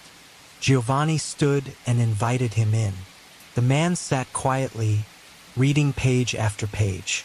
At the end, he took off his hat and whispered a name not yet on the list. Elisabetta added it. She did not ask who he had been. It didn't matter. What mattered was that the name was remembered. By late January, Venice's markets began to stir. It didn't happen with trumpets or formal declarations. There were no bells to mark the moment, no scribes recording it in red ink. It started with a single cart rolled into Campos and Giacomo dell'Orio, carrying winter pears, chestnuts, and 2 small wheels of cheese wrapped in linen. The cart's owner, Rosa, simply opened her hands and said, "Come if you're hungry. Come if you remember the taste of living." And people came. At first, they only lingered, not ready to speak, not ready to buy. They ran fingers over the baskets of figs. They nodded politely. One woman picked up a lemon and pressed it to her face, not to test its ripeness, but as if to remember it. "I forgot what color smelled like," she whispered. By week's end, more carts appeared. Fishmongers arrived, their nets stinking of salt and old seaweed, but their eyes alight.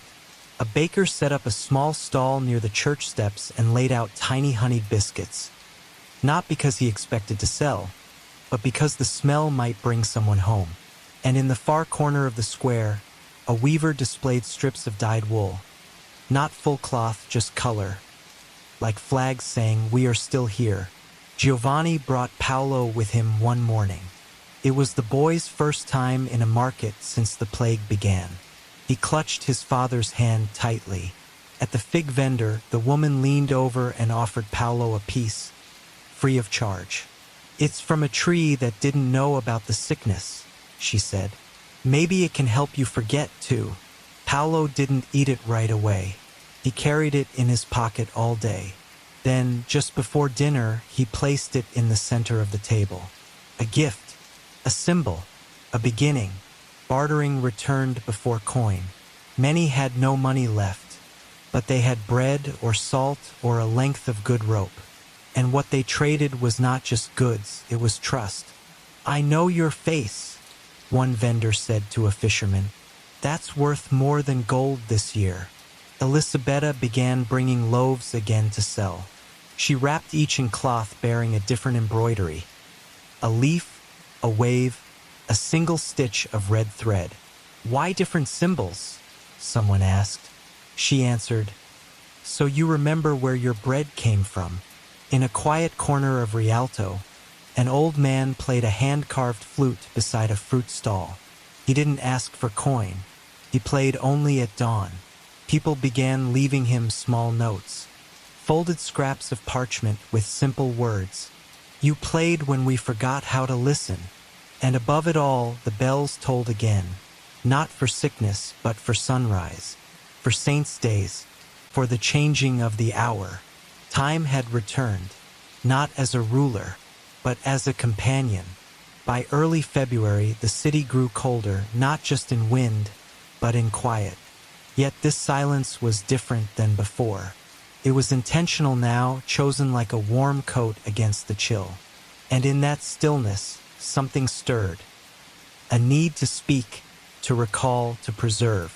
Venetians began to tell stories, not just to children before sleep or to the dying at their bedside, but to one another, sitting on cold steps, wrapped in wool, sipping weak broth. And what they told wasn't always sorrowful. Sometimes it was strange. Sometimes it was light. Sometimes it was only true. In the Campo Santa Margherita, two women met every afternoon to exchange stories, not for coin, but for bread. One had survived the plague in the south, the other in the north. Their tales were like mirrored maps of grief and endurance. "I heard the sky was red over Chioggia," one said. "It was," replied the other, "but only once, just enough to believe it." Children, too, began gathering tales. They drew them in chalk on stone. Stick figures with masks, boats full of books, houses with windows that breathed light.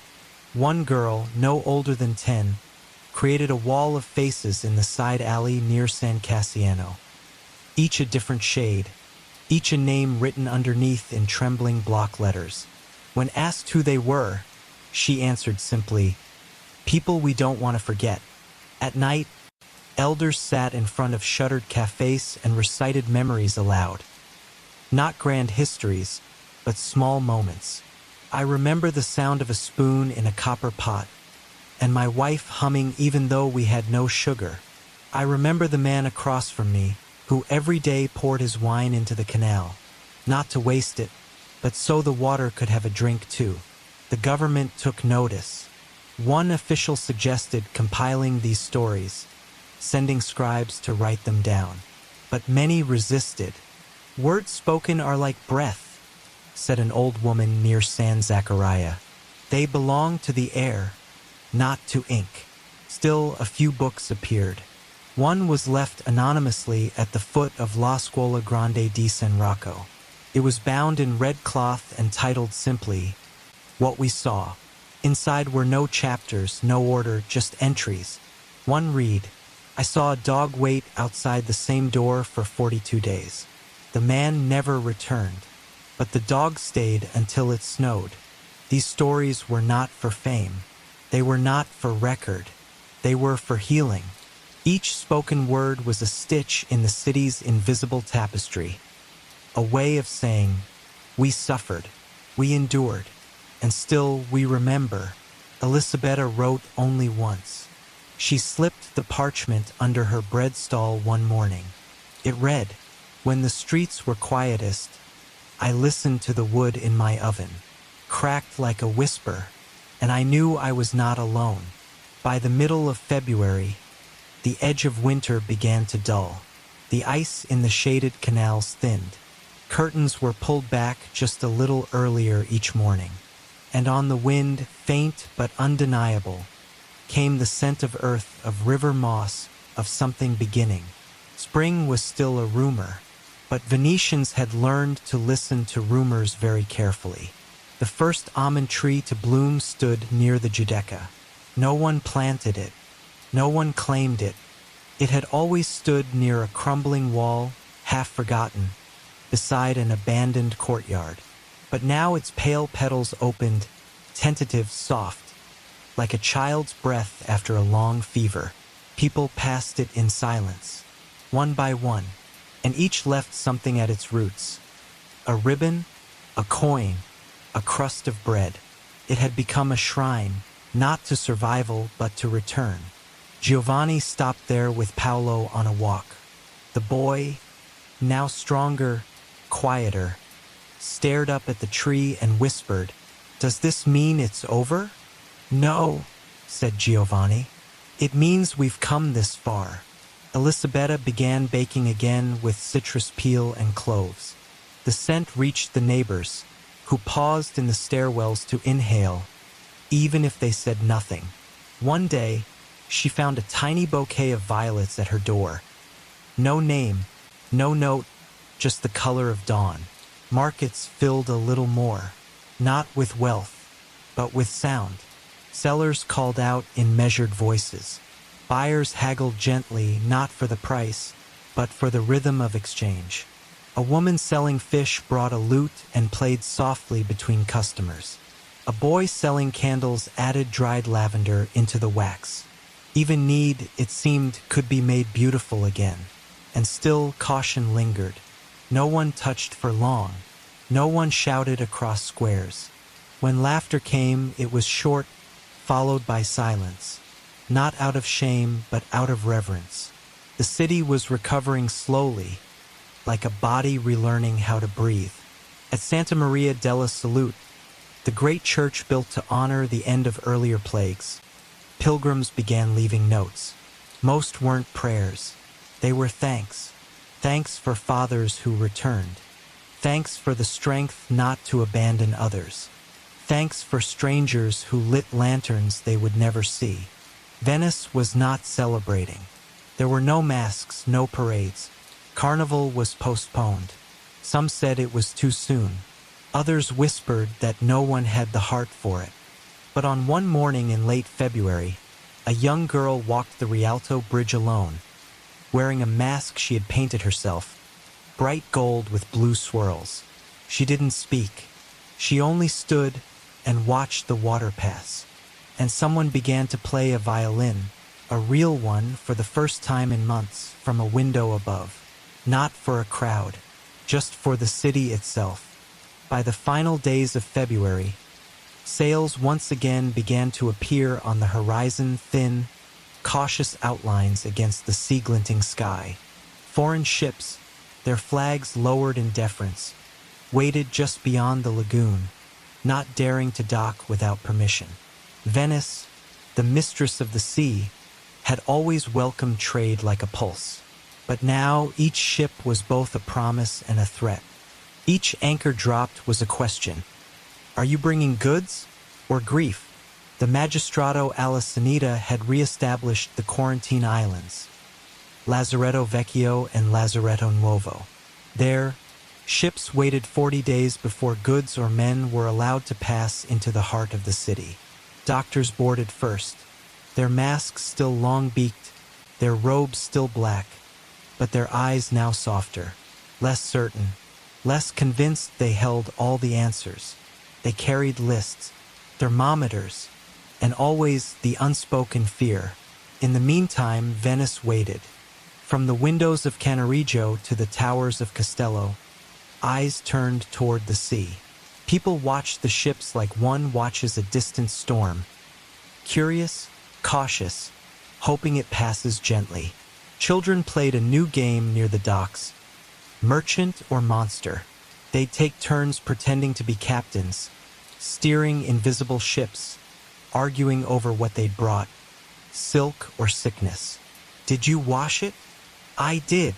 Did your sailors sneeze? No.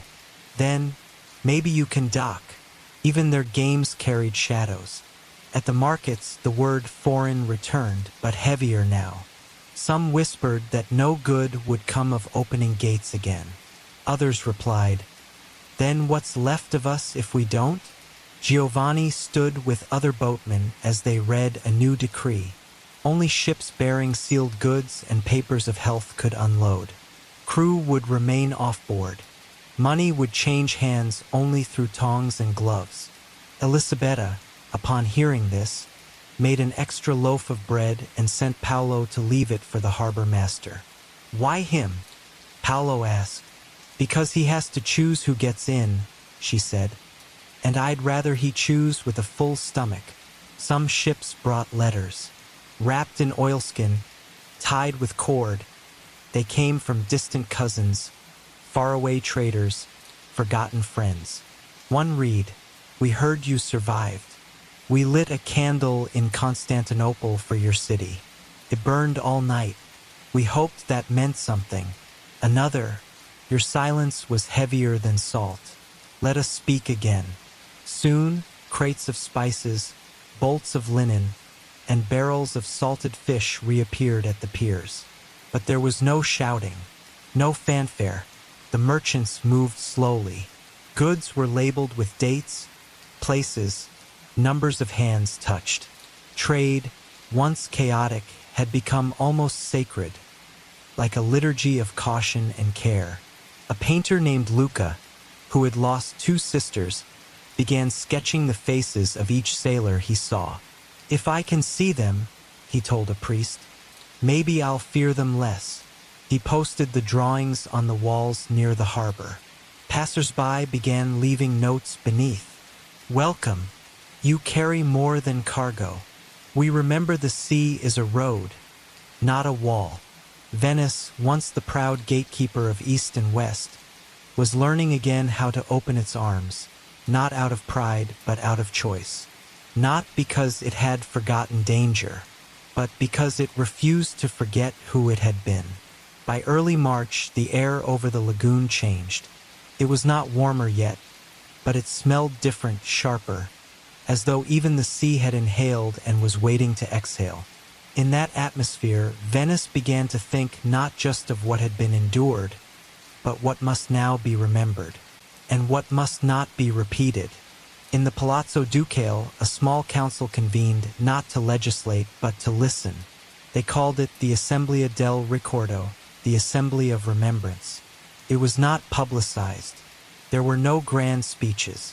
Instead, scribes sat at tables while citizens stepped forward and spoke in low voices. They told what they had seen, what they had lost, where the bodies had been burned, where prayers had gone unanswered. No names were recorded, only stories, only truths. One fisherman, Gaetano, said, "I don't want statues. I want benches, places where the wind can pass through the silence." A seamstress, Marta, added, "Keep the bells. Ring them once each week, not for the dead, but for those who kept lighting candles." Artists began to work again, not on canvases of wealth, but on walls in chalk with dust on glass. One painted a mural of clasped hands, dozens of them, each belonging to a different trade, a different faith, a different face. Someone defaced it. The next day, 10 people painted it back. In the libraries, the quiet changed. Scholars who once copied treaties and records now copied oral testimonies. An entire wing of the archives was renamed La Voce dell'Ombre, the Voice of Shadows. It housed no grand titles, only bound volumes labeled, bread given, doctors remembered, names whispered once, windows that stayed open. Elisabetta donated her ledgers. Every name, every loaf, every date of death. She wrapped them in linen and gave them without ceremony. When asked why, she said, "Because I might forget someday, and I would like someone else to remember for me." Giovanni, who had once built boats, returned to the canals to fix broken moorings. Not for money, not even for thanks. He said the city's heartbeat was in the places where things met water. "If that holds," he said, "we can float again." He was not speaking only of gondolas. Children began school again, but different now. They learned not just arithmetic and Latin, but the stories their families had told. Each child assigned to bring one memory a week. Some came with drawings. Some brought herbs. One boy brought a lock of his sister's hair, kept in a pouch of blue cloth. The teacher cried but said nothing. She placed it on the shelf next to a stone from Murano and a faded scarf. No lesson was more complete than that shelf. Everywhere, the city began asking the same question. What does it mean to survive, if not to teach others how to live better? And the answers did not come in law. They came in lullabies, in shared bread, in bells that now rang not to warn, but to remember. By late March, spring did not just arrive. It announced itself. The first true bloom opened in a crack of stone near Campo San Polo. Not placed, not planted. Wild, yellow, radiant. A child spotted it and yelled across the square, "It's here!" As though spring were a long-awaited guest stepping off a ship. People gathered not because it was rare, but because it was unquestionable. Life had returned, and it had done so without asking for permission. In Giardini Papadopoli, green crept back into the edges of every path. Trees thickened their buds. Pigeons gathered not for crumbs but for the feel of air changing. Couples sat again on benches cautiously. Some still wore gloves, others masks, but they sat close. That closeness, once feared, now felt ceremonial. The churches reopened their main doors, no longer requiring side entrances.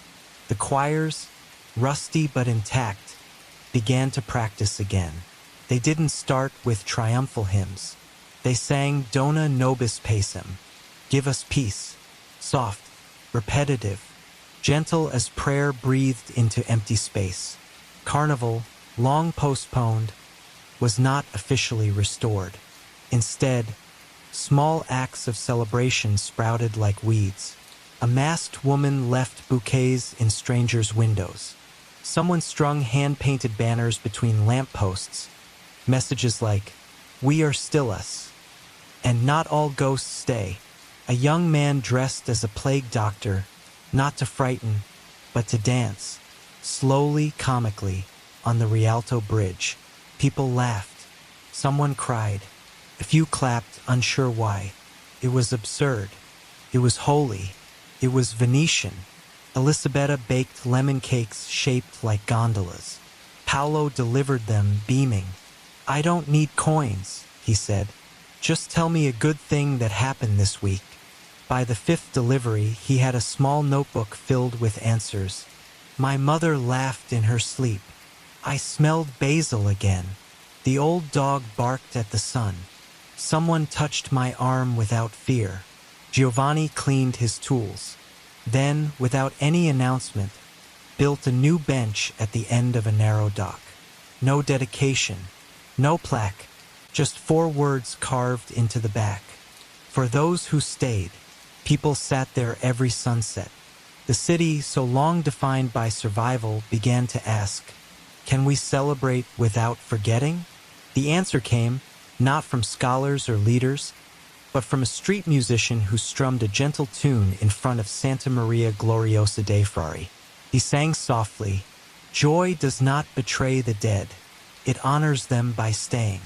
One night, hundreds placed candles in windows, not as mourning, as light. Across the lagoon, from Murano to Dorsogiro, soft golden dots shimmered against the darkness. The bells rang 3 times. No announcement followed. It was enough. It was the city breathing again. By April, the light in Venice had changed. It no longer filtered through the shutters like something timid. It poured in now, bold, golden warm, turning puddles into mirrors and old facades into storybooks of color.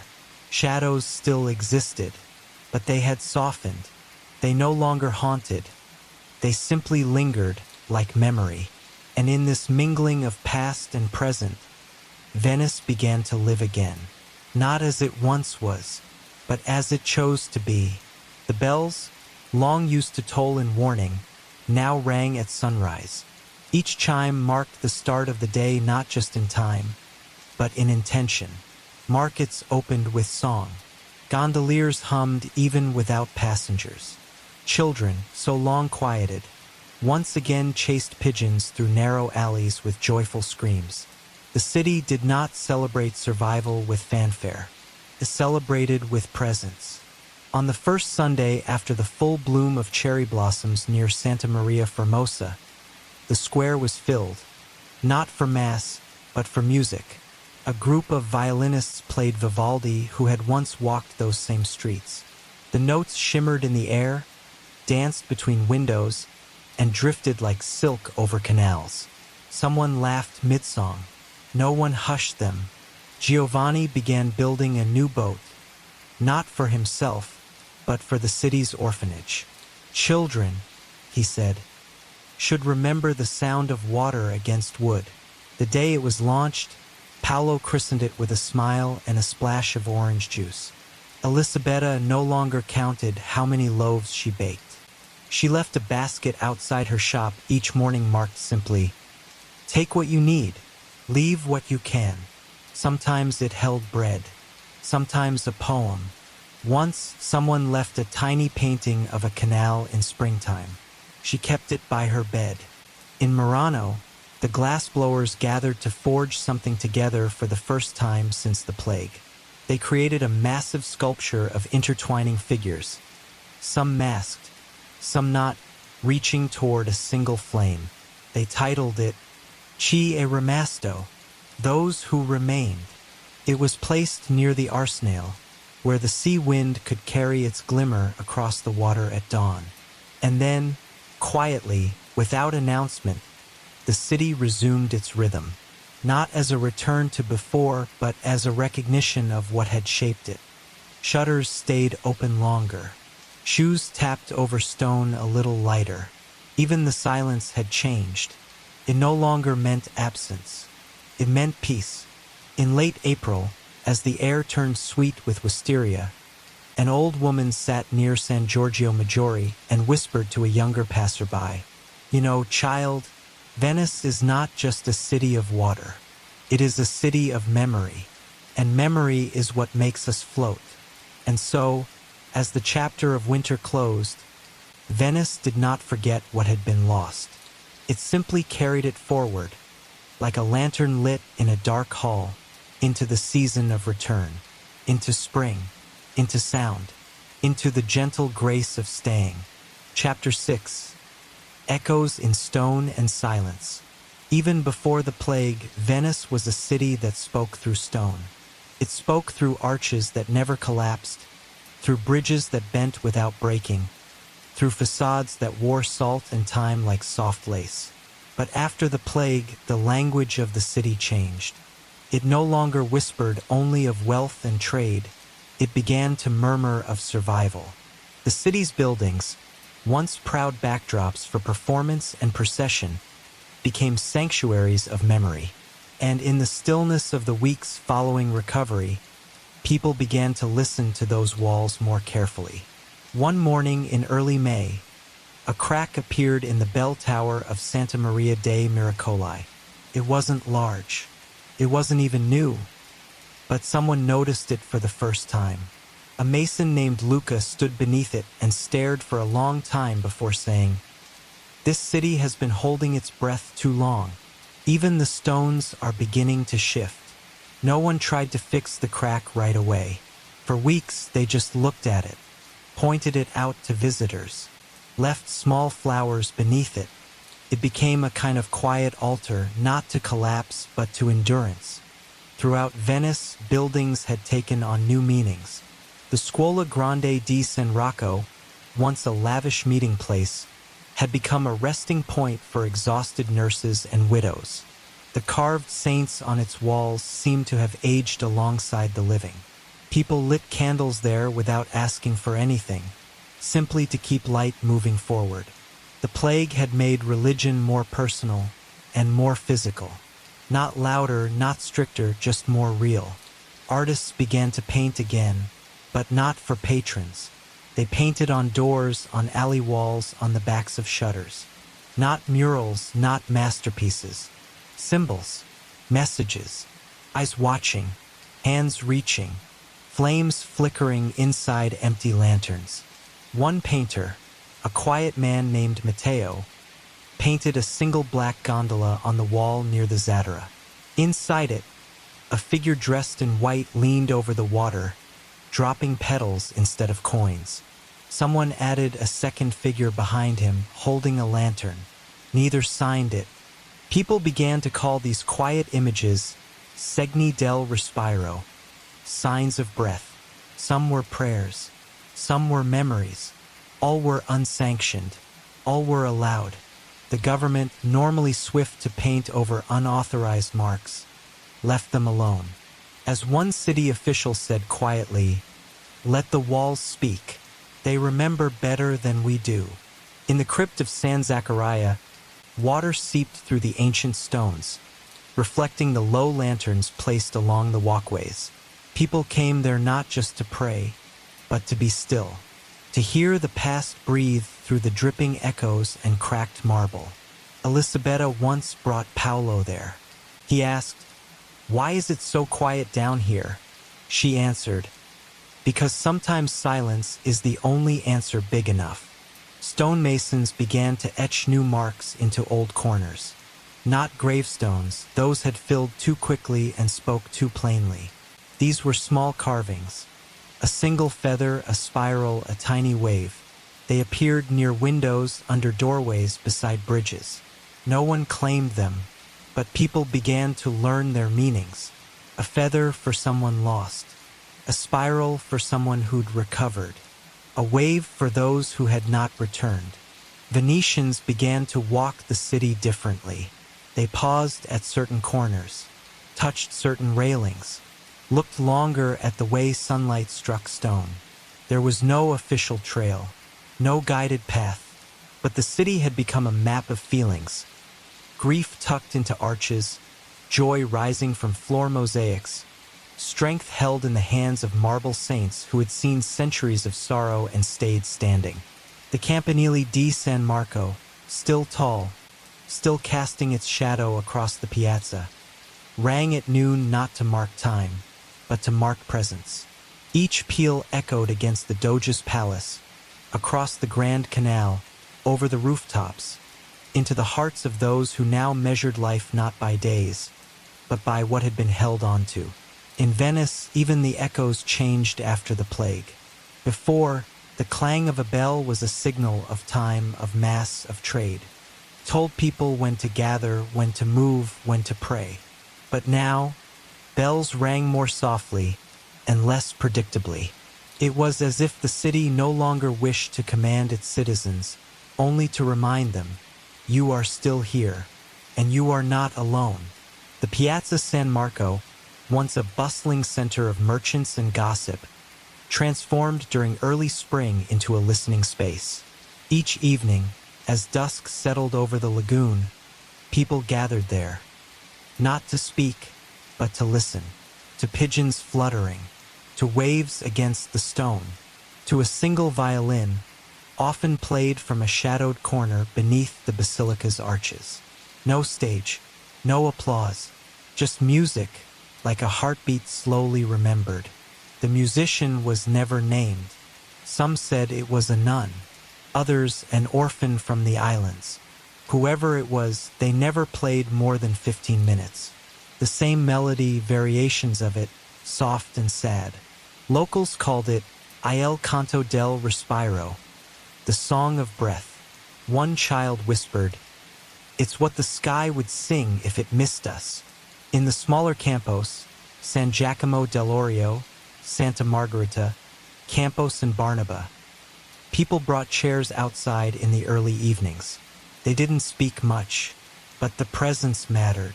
Some shared tea, others memories, and sometimes a stranger would say, "Where were you when the bells stopped?" No one rushed to answer. It wasn't a question about location, but memory. Giovanni built small wooden boxes and placed them across the city. Inside each one, a slip of paper and a piece of charcoal. The sign on the lid read, "Scrivimi il tuo silenzio," "Write me your silence." The first, only children left scribbles. Then came the words, "She died without holding my hand. I stopped singing in the kitchen. He rang my bell every morning. I missed the sound." Elisabetta gathered these papers once a week and pressed them into a great book with blank pages. She called it Il Diario del Vento, the Diary of the Wind. It was not displayed. It was kept.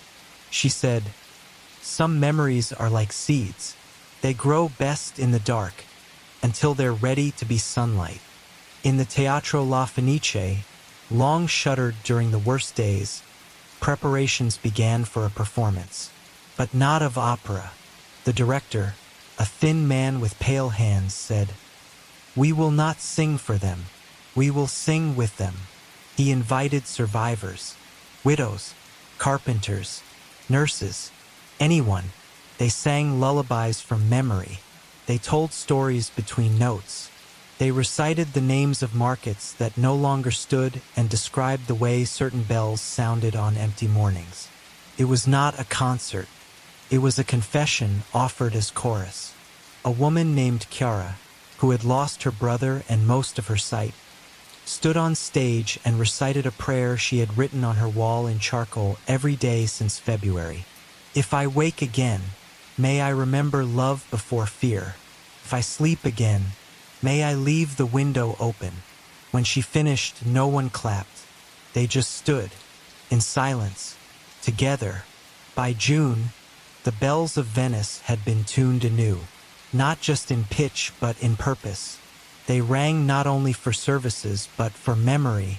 On the first Monday of each month, one toll for each of the sestieri.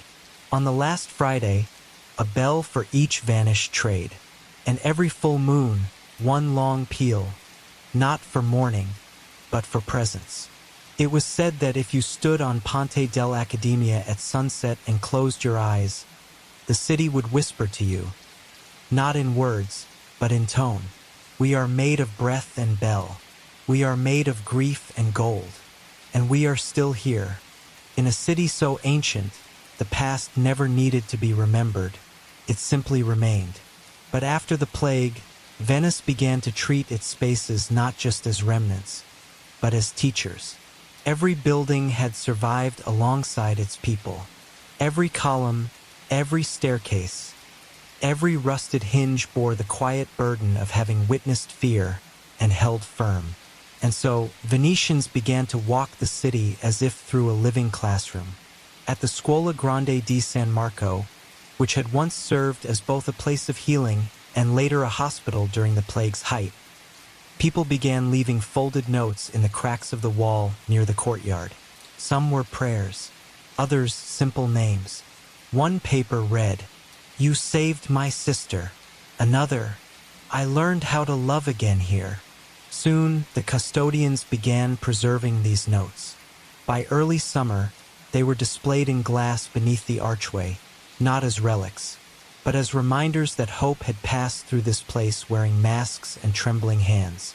In Campo San Giacomo di Rialto, where the markets once bustled with noise and haggling, people began holding moments of intentional stillness. Just after dawn, Venetians would stand silently for 1 minute, not to grieve, not even to reflect, but simply to be. Fishermen, butchers, bakers, carpenters, students, each stood in place and listened to the space as it was. One child once asked her grandmother, "Why don't they speak?" Her grandmother replied, "Because silence is how we say thank you now." Some buildings, long overlooked, found new purpose. A narrow warehouse once used for storing spices near Fondamenta del Zatara became a reading room, filled with journals and letters from plague survivors. Anyone could come, sit, and read or write their own. Giovanni donated wood to build shelves. Elisabetta donated cushions. Paolo added a lantern that burned night and day. They named it simply La Stanza del Dopo, the room of after. Along the canals, graffiti began appearing. Not vandalism, but delicate messages written in chalk or charcoal on walls, steps, even gondola docks. My mother's hands held me through the fever. He brought oranges every third day. We left bread for strangers. The city did not wash them away. Instead, a group of artists began tracing them into stone, preserving them in bronze and marble as inscriptions, not for tourists but for children yet to be born.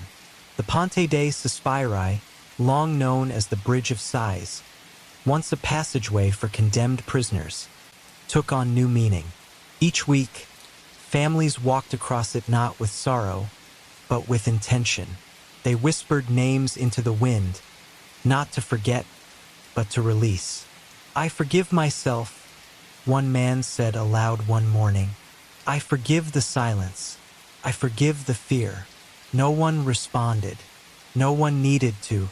In churches across the city, the pews were rearranged, no longer tight, orderly rows, but gentle circles. Priests invited the faithful to sit as families, as neighbors, as witnesses to each other's quiet return.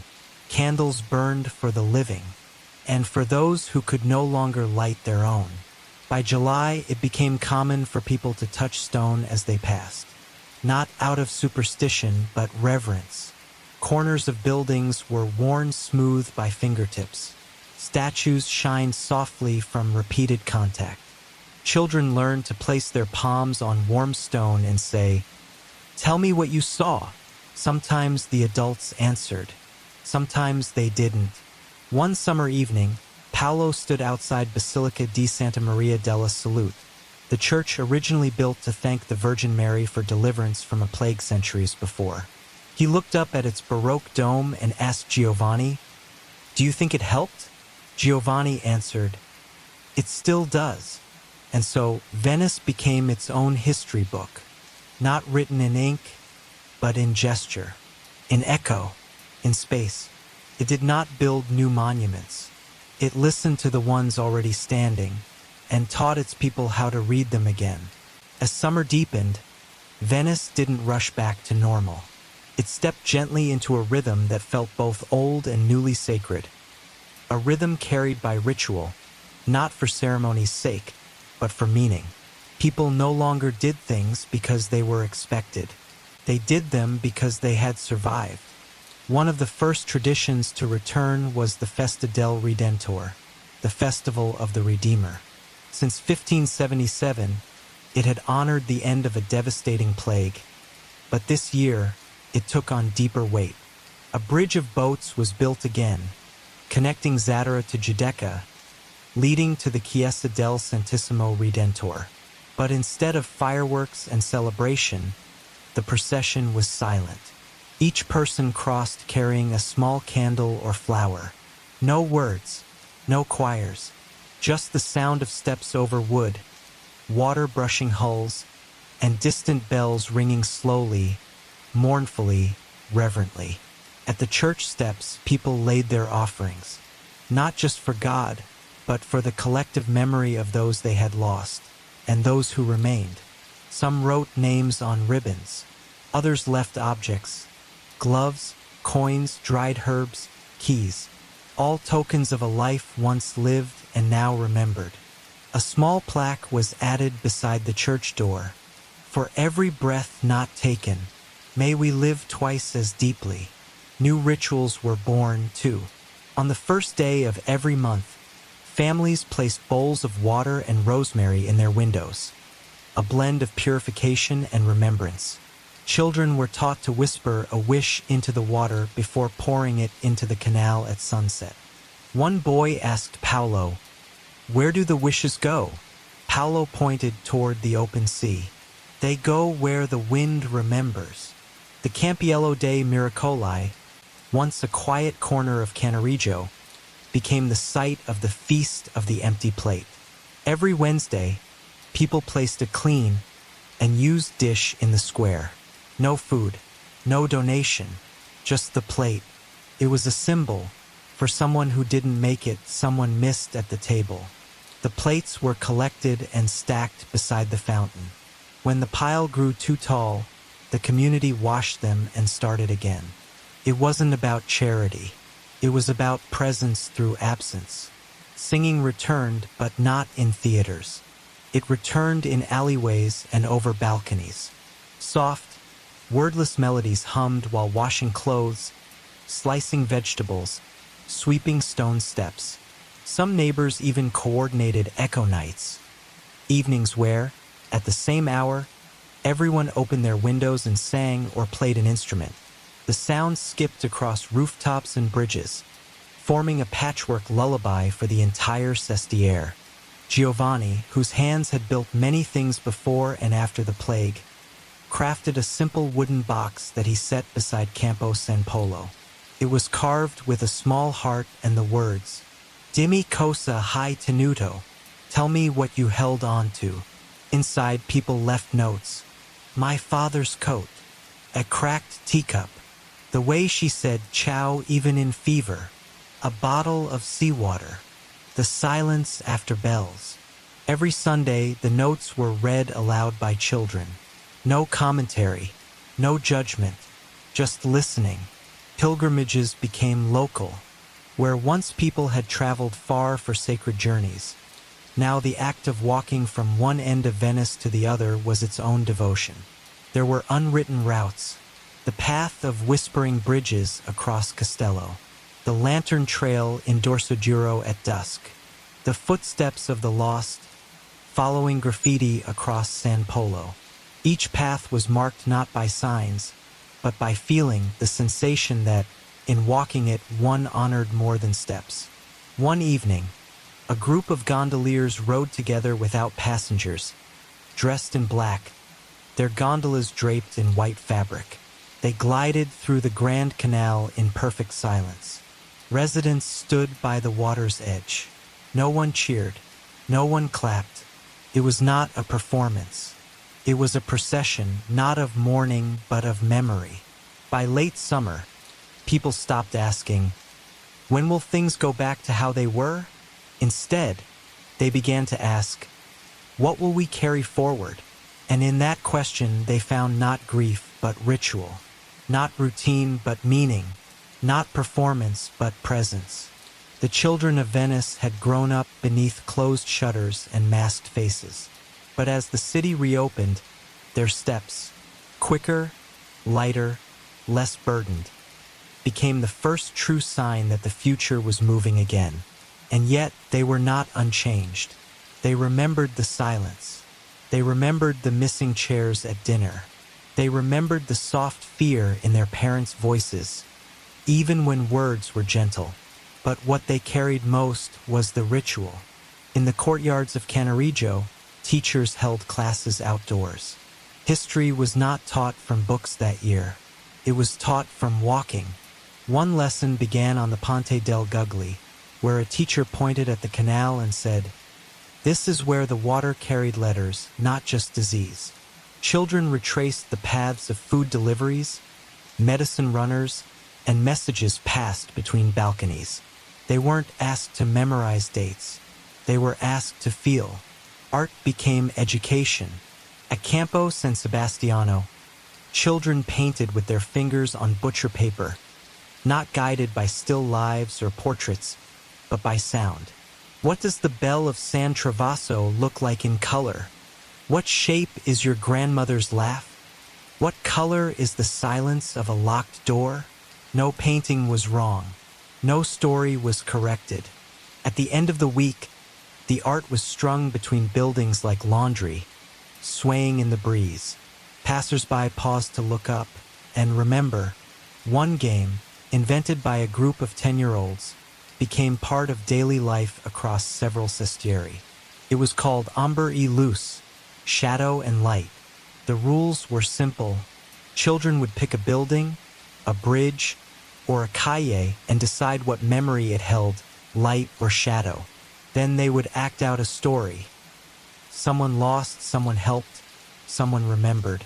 At first, adults found it strange, but eventually they joined. One grandmother said, "It teaches them not just what happened, but how to carry it." Storytelling circles formed on Saturdays. Parents, aunts, and grandparents would gather in Campos and tell one memory from the plague, and one from before. The children listened in silence, wide-eyed. One father described the silence of an entire canal at noon. A grandmother remembered the sound of 12 gondolas mooring at once. A teenage brother, once a baker's apprentice, recalled how flour became more precious than coins. Children weren't asked to repeat the stories. They were asked to draw them, sing them, or whisper them to the lagoon. Giovanni built benches in several schoolyards with no backs, only stone curves where children could rest but always remain upright. He carved into the sides, per ascoltare meglio, to listen better. It became tradition that no child sat alone on these benches. When someone sat down, another always joined. Not to speak, just to sit. Some called them ascoltatoi, listening stations. Others called them pancine del vento, wind benches. Elisabetta, who once baked for neighbors in secret, began visiting schools with jars of flour, yeast, and honey. She taught children to bake pan di memoria, memory bread. Each loaf had a different twist, shape, or symbol carved into its surface before baking. Initials, hearts, suns, stars. The bread wasn't eaten right away. It was shared. One child named Marco said, "If I give you my bread, I trust you with my memory." In one classroom near Campo Santa Maria Formosa, a teacher introduced the bell box, a small wooden container filled with tiny chimes. Each child would shake it once during the day, whenever they felt a moment should be remembered. Not announced, not celebrated, just marked. Sometimes, 10 bells would sound during recess. Other days, none at all. The teacher never asked why. By August, children were leading the walks through the sestieri. They pointed at balconies and said, "That's where Mrs. Lucia sang." They pointed at bricks and said, "There's still charcoal in that crack." They crossed bridges slowly, reminding tourists and adults alike, people waited here. Venice had not taught them dates and names alone. It had taught them presence. And so, the future of the city was not carved in grand plans or stone monuments. It was braided into bedtime stories, kneaded into loaves, painted into corners, etched into chalk on steps and stones.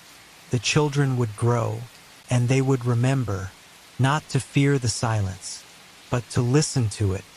As autumn approached, the fog returned. Not the fog of fear or mourning, but the kind Venice had always known. The gentle mist that wrapped the city in quiet softness, that made every lantern glow golden, every canal ripple like a sigh. It was familiar. It was almost a comfort. And with the fog came something else. Visitors. The first to return were not merchants, nor the curious, but former Venetians. People who had fled to the mainland during the worst waves of sickness, to Mestre, Padua, even Florence, were now making their way home. They stepped cautiously from riverboats and carts, with tired eyes and careful hands. Some cried at the sight of the domes of San Giorgio Maggiore. Others walked the Fondamenta Nove in silence, whispering to the water. Venice did not greet them with fanfare. It greeted them with space, a clear place to step, a slow nod, an open door. Giovanni stood on his balcony and watched a family return to the building opposite his own. Their shutters had been closed for a year and a half. Now, slowly, one by one, they were opened. When the father raised his eyes to the sky, he whispered, "It's still here." Lucia waved from across the canal. That night, they lit a candle on their windowsill. No need for words. The flame said everything. Soon after, letters arrived from further away, from France, from the Netherlands, from the Holy Roman Empire. Some were from friends, others from trade partners. The letters always asked the same two questions. Is it safe to return? Is the city still Venice? The replies were always honest. We are slower now. We walk more gently. But yes, we are still Venice. The reopening of the arsenal was a turning point. Once the heart of Venice's maritime power, it had been silent during the plague. Its hammers quiet, its forges cold. But now, smoke rose once more from its chimneys. Not for war, not for conquest, but for repair. Boats needed mending, nets reweaving, wood reshaping. It wasn't an explosion of industry.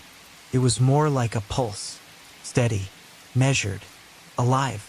Foreign traders returned, but things had changed. Quarantine stations at Lazaretto Vecchio remained active. Every ship, no matter how clean, waited. Sailors were tested. Goods were fumigated. Time was given, not as a punishment, but as a kindness. A new rule was introduced by the city council. To enter Venice, you must carry more than goods. You must carry patience. Some protested. Most understood. Elisabetta began baking again, but not for profit. She and Lucia opened a small table at Campo Santo Stefano. offering bread and tea to newcomers, no questions asked. Above the table hung a sign, "Welcome back. Sit first. Speak second. Breathe always." Many who came were nervous, unsure of how to begin. But after one bite of bread, or one sip of warm lemon tea, their shoulders softened. Conversations began again, not loud or hurried, but slow. One day, a painter from Genoa sat at their table. He had visited Venice many times before, but this time, he said, "The city feels like it's listening." Lucia replied, "That's because we've had to hear each other more than ever." He stayed for a week. He left behind a portrait, not of a person, but of a stone step near San Zaccaria. On its corner, a child's handprint in faded ochre. He titled it, "Here I Waited." Theaters opened again, but only every other week. Actors and musicians performed not for applause, but for presence. Attendees sat far apart, but never alone. Ushers carried candles, not lanterns, to avoid harsh light. One night, a small troupe performed a new play, La Città che Respirava, the city that breathed. It had no dialogue, just footsteps, shadows, wind, and song. The final moment was a child placing a chair at center stage and sitting in silence. The entire theater stood, and so Venice did not reopen all at once. It unfolded like a page being turned gently, carefully, not to forget the chapter before, but to continue it. The world returned slowly, and Venice changed, remained, not frozen, not broken, simply more aware of its breath, of its people, of its place in time. By early winter, the whispers of footsteps once lost began to echo again in the stone corridors of Venice. It wasn't the noise of haste or celebration. It was the rhythm of life rediscovered, slow, deliberate, as if the city were testing its voice after a long silence. The fog rolled in as it always had, clinging to the domes and bell towers like a memory that refused to fade. Gondolas sliced quietly through the mist, their oars no longer hurried. Above them, laundry fluttered between buildings, and in its soft motion, the city exhaled. One morning, a girl stood at the Ponte dei Sospiri, not for spectacle, but to leave a note between the cracks of the stone balustrade. She pressed a folded paper into the crevice with care, as if placing it in the hand of an old friend. It read only, "I remember." She didn't need to sign it. The city knew. The Redentor Church, once again a place of ritual, now served not only as a monument to divine mercy, but a sanctuary for shared breath. People came not only to pray, but to sit in silence, surrounded by candles lit not out of fear, but out of respect for survival. No sermons, no declarations, only presence. An elderly couple came every week and sat in the third pew, their hands always touching. They never spoke during their visit. When asked why they returned, the woman answered gently, "Because the air here remembers." And outside, under the domed sky, the pigeons returned to Piazza San Marco, claiming the square not as theirs alone, but as a sign. Life, as it always did, was reclaiming the empty. The schools began to write a new kind of lesson into their books, one that didn't start with "once upon a time" or "on this date," but with "here's what we learned."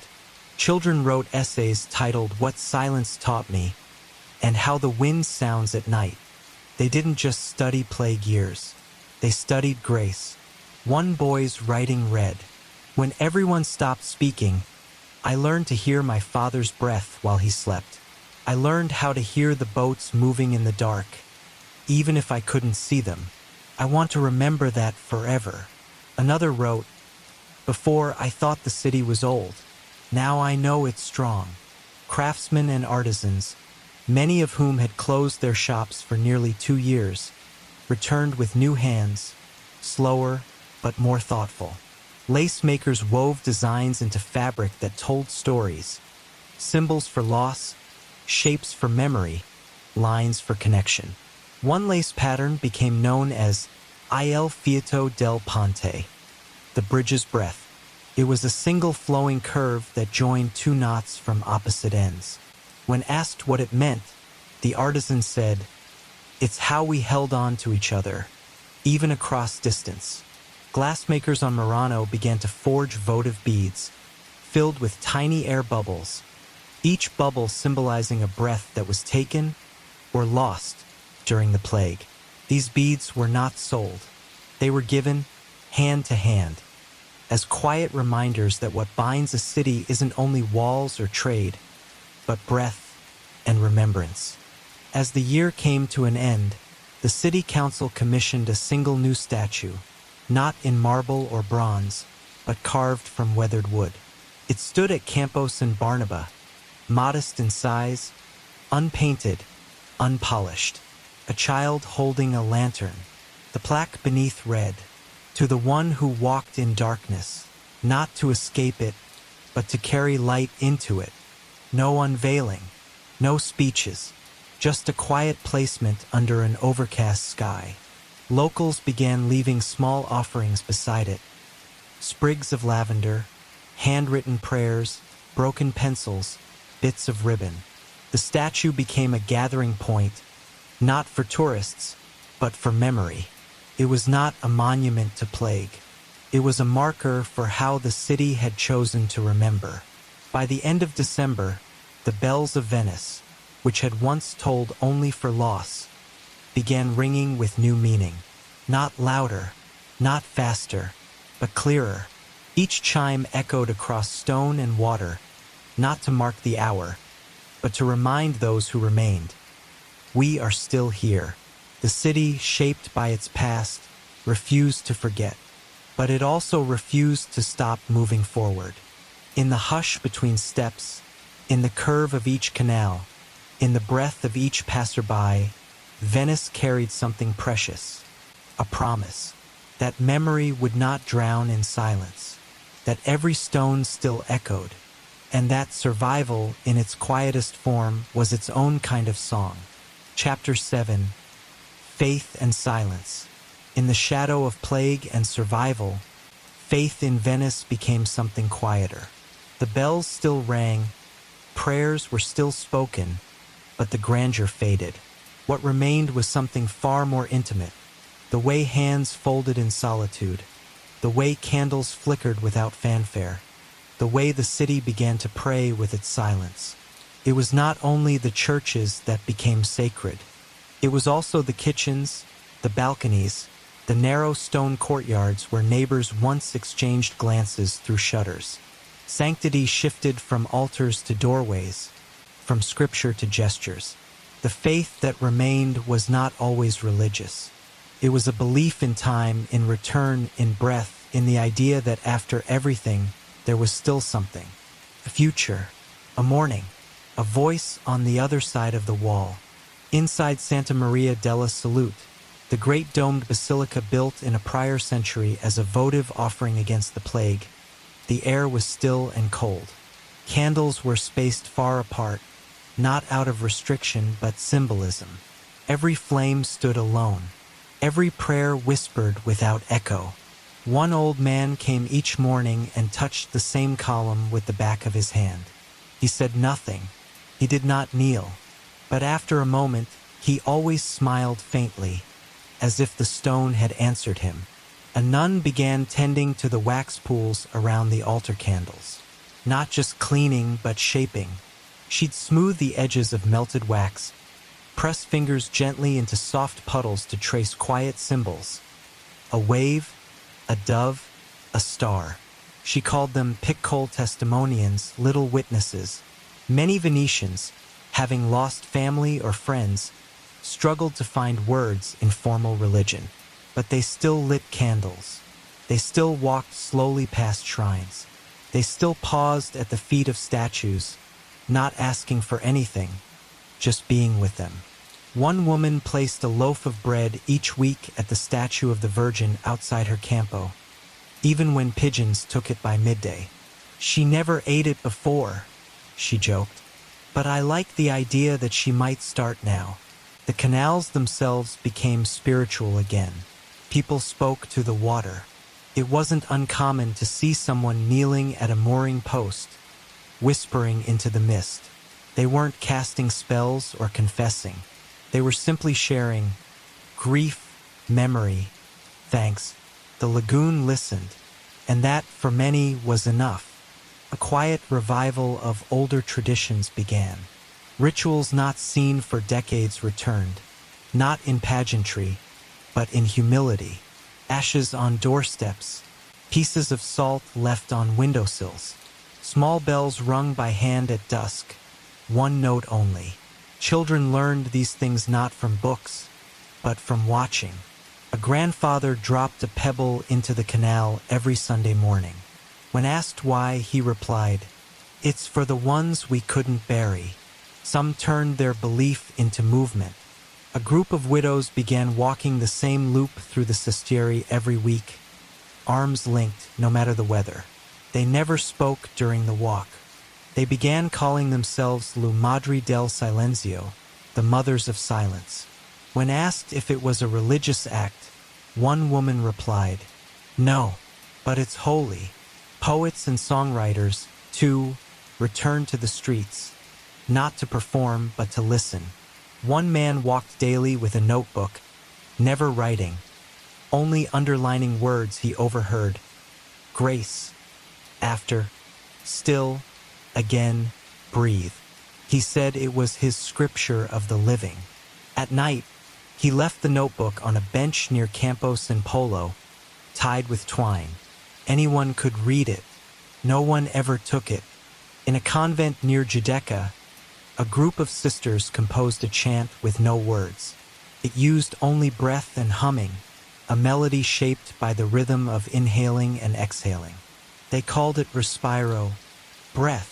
Once a week, they sang it just after sunset, facing the open window that looked toward the lagoon. The sound drifted across the water like fog.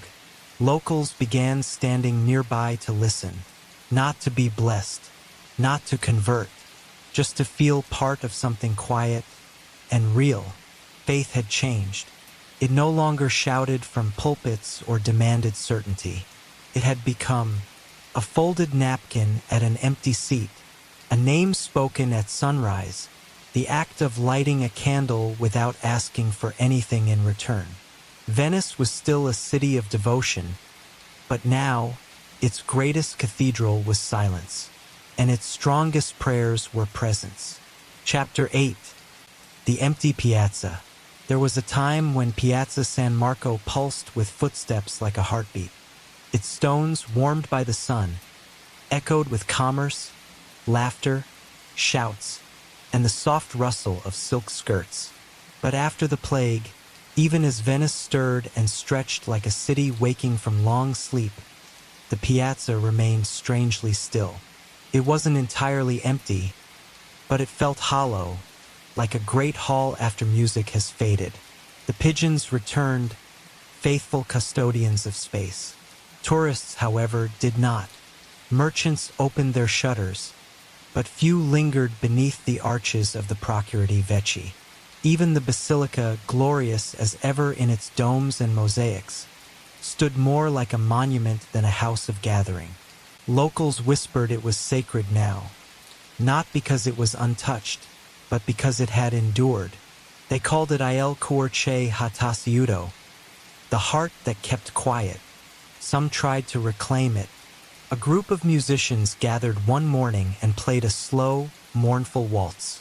Their strings trembled in the air, soft enough not to disturb the pigeons. They bowed when finished. No applause came, only nods from windows above. One afternoon, a young artist set up an easel at the piazza's edge and painted only with grays and soft golds. No tourists, no figures, just fog and stone. He titled the painting, San Marco Asleep. Vendors, once accustomed to selling masks and fans, now simply sat beside their tables, offering nothing unless approached. They talked to one another in hushed tones. They watched the sky. They fed crumbs to birds. A few began placing objects not for sale, but for memory. A ribbon from a lost child's hat, a half-faded prayer card, a broken ceramic bell. These tables became more shrine than stall. Visitors who passed by often wept, and not always for the objects, but for the stillness. Children were the first to move freely. They ran across the vast stones, their voices rising in laughter like birds startled into flight. Adults didn't scold them. Some even smiled for the first time in months. One girl tied strings from column to column and danced between them like she was walking a harp. A boy built a tiny boat from scraps of wood and set it sailing in a shallow puddle after rain. He told his mother, "It's going to where the sun comes back." Once, a group of old friends brought a single long table to the very center of the square. They placed it with care, added simple cloth, a basket of bread, a jug of wine. They sat with space between them, not because of fear, but because grief still lingered. They didn't eat much. They raised their glasses. They said no toasts. They just looked at the basilica and breathed. One evening, just as bells rang for the 6th hour, a single monk entered the piazza and knelt. He faced Campanile di San Marco, the great bell tower. He whispered something to the stones. No one heard, but by the next morning, a trail of white petals lay where he had been. Not scattered, but arranged in a spiral. People passed, paused, and added to it. Rosemary sprigs, tiny notes, coins, bits of thread. In a week, the spiral had grown halfway to the basilica steps. No one claimed it. No one touched it. It was called La Spiral del Ricordo, the spiral of remembrance. Venice didn't rush to refill the piazza. It allowed it to breathe. City officials postponed public events indefinitely. Churches opened quietly. Cafes reopened slowly, serving more tea than wine. Chairs were placed far apart. Musicians no longer played for crowds, but for space. In that stillness, the piazza became not empty, but full of what had been, what was still being carried, and what had not yet arrived. They say that cities heal the way people do, not all at once, but in slow pulses. And Piazza San Marco, once the loudest voice of Venice, now became its listening ear. It heard the footsteps of return. It held the silence of absence. And in its emptiness, it taught the city how to grieve and how not to be afraid of the quiet. Chapter 9. The Slow Return. In the months that followed the final wave of silence, Venice did not leap into celebration. There were no fireworks, no mass gatherings, no grand declarations of triumph over the plague. What came instead was something quieter, more profound, a careful, mindful return to life. The first signs were small. A baker on Calle dei Fabbri reopened his shop, not with a sign or announcement, but simply by lighting his oven. The scent of fresh bread drifted through the alley like a blessing. Passers-by paused, inhaled deeply, and some wept. A seamstress began mending clothes again, placing them in baskets on her stoop for neighbors to collect. She no longer measured with exactness, only by memory. A boy came to her asking for a shirt for his younger brother, and she gave him two. "In case," she said, "one is lost again." At the market near Rialto Bridge, stalls slowly began to reappear. Not all returned. The ones that did bore fewer goods, simpler offerings, lemons, dried herbs, thread, fish packed in salt. There was no bargaining. People paid what they could. Sellers offered what they had. One morning, a woman placed a basket of oranges on the stone edge of the canal. She left a note. "Take one. Remember someone." By midday, the basket was empty. By evening, another had replaced it. This became ritual, an exchange of unseen gestures. No names, no thanks. Just continuity. Children began to fill the courtyards again, but even their games had changed. They played funeral, mimicking quiet processions, only to end in laughter and revival. They played battaglia, where no one won or lost. They sang songs that had no words, just humming, harmonizing, echoing the chants they'd heard in the convents. They had learned, without being told, that joy didn't need volume. It only needed space. Artists came next. Some painted on walls, not as rebellion, but as remembrance. Simple silhouettes of hands reaching, boats floating, masks with no eyes. These images were not scrubbed away. They were left even by officials. They became part of the architecture, part of the skin of the city. One fresco showed a woman holding a lantern, her other hand empty, palm up. People began leaving tokens in front of the wall, coins, shells, dried flowers. Someone carved beneath it, "She holds light. We hold each other." Music returned, too, not in grand halls, but in doorways and windows. A violinist played each evening from a third-floor balcony overlooking Campo Santa Margherita. He never looked down. He simply played, and the square below grew silent, save for the notes that floated like incense. One night, someone left a single candle on the steps beneath his building. Then 2, then 10. By the end of the month, the steps glowed every night. At the docks, gondoliers began polishing their boats again, not for passengers, but for pride. One man rowed his gondola empty through the Grand Canal each morning. When asked why, he said, "Because the water remembers me, and I must return the favor." The city began to look like itself again. Not the Venice of tourists or painters, but the Venice that lived and wept and endured. Not perfect, not whole, but present. New customs formed. Neighbors knocked on one another's doors not to enter, but to ask, "Are you breathing well today? Do you want to sit in silence for a while?" Windows stayed open longer. Cats wandered more freely. Bread was broken and shared, even if only between two people sitting 6 feet apart. One woman began sewing red thread into the hems of her clothing. She told her grandson it was to remind her she was still connected, to the city, to the people she'd lost, to the life that continued. Others began doing the same. Red thread became a symbol, not of mourning, but of rejoining. Not all returned, of course. Some houses remained dark. Some chairs stayed empty at family tables. But even this absence was honored, with flowers in window boxes, candles at doorsteps, names painted in delicate script on bridges and posts. Venetians did not pretend it had not happened. They simply folded it into their lives. They added quiet pauses before laughter. They let silence be part of every story. They didn't ask, "How are you?" but "Are you ready to speak today?" The slow return was not a rebuilding of what was lost. It was the crafting of something new, something softer, humbler, more aware. Venice had survived not by erasing pain, but by making room for it, by allowing joy and grief to sit at the same table, by letting memory and movement walk side by side. Chapter 10: Memory in the Stones.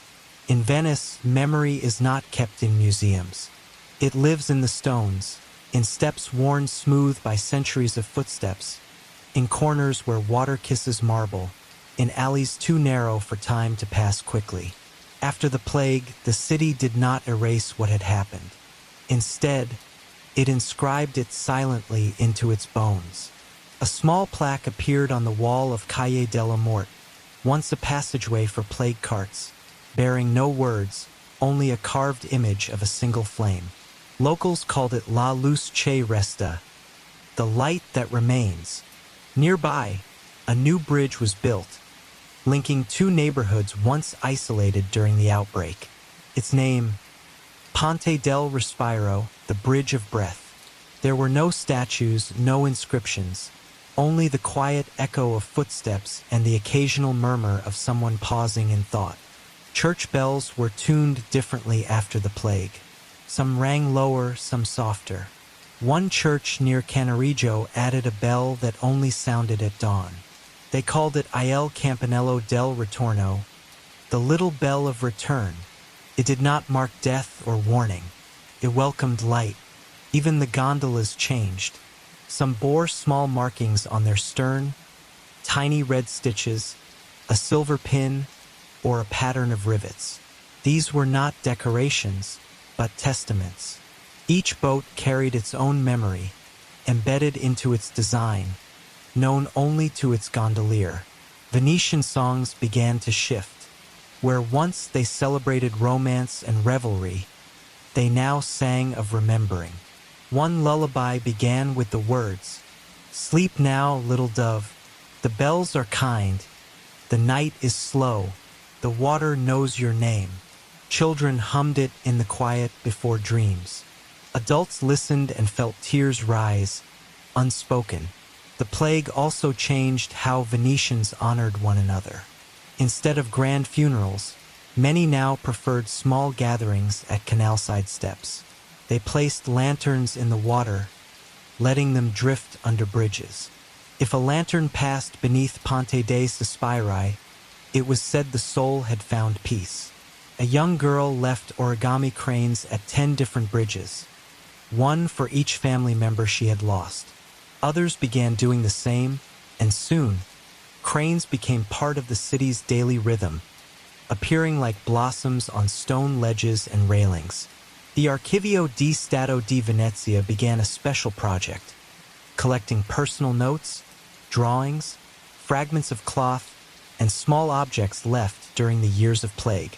They did not catalog them like historical artifacts. They placed them in a quiet, white room and called it La Stanza del Silenzio, the room of silence. People visited not to learn but to feel. They sat, they wept, they remembered. Art continued to grow in the cracks of grief. A series of mosaic tiles were laid into the streets, one per month, marking each phase of return. None were announced. Each was discovered in its own time. Some found them and cried. Others smiled and said, "Yes, I remember this month." In Murano, glassblowers began adding imperfections intentionally. Bubbles, waves, small fractures, not to diminish their beauty, but to reflect the truth of the time. They called it La Trasparenza Ferita, wounded transparency. Collectors prized them not for flawlessness, but for honesty. Venice did not return to what it had been. It evolved. Its beauty deepened, marked by shadows and softness. Its people moved with new rhythm. Shops reopened, laughter returned, but silence was never banished. It was now companion, not ghost. Each bridge became a monument. Each canal, a passage between memory and presence. Each stone, a vessel for breath. One final tradition emerged. Each year, on the longest night of winter, the city dimmed its lights. Boats floated silently through the Grand Canal, each holding a single lantern. No music played. No words were spoken. People lined the water's edge, holding hands. The procession passed slowly. When the final boat disappeared into the mist, the crowd remained still and silent until the bells rang midnight. It was called La Notte del Ricordo, the night of remembrance. And so, dear listener, this chapter in Venice's long and storied history comes to rest. In her silence, she taught us to listen. In her grief, she taught us to hold one another closer. In her breath, we found our own. Thank you for joining us on this journey through time, through sorrow, and through resilience. If this story brought you peace, reflection, or a moment of quiet comfort, we invite you to subscribe, like, and stay with us for more slow, meaningful explorations of history's forgotten corners. Your support helps us continue to bring these gentle stories to life. Until next time, may your sleep be deep, your dreams soft, and your spirit still.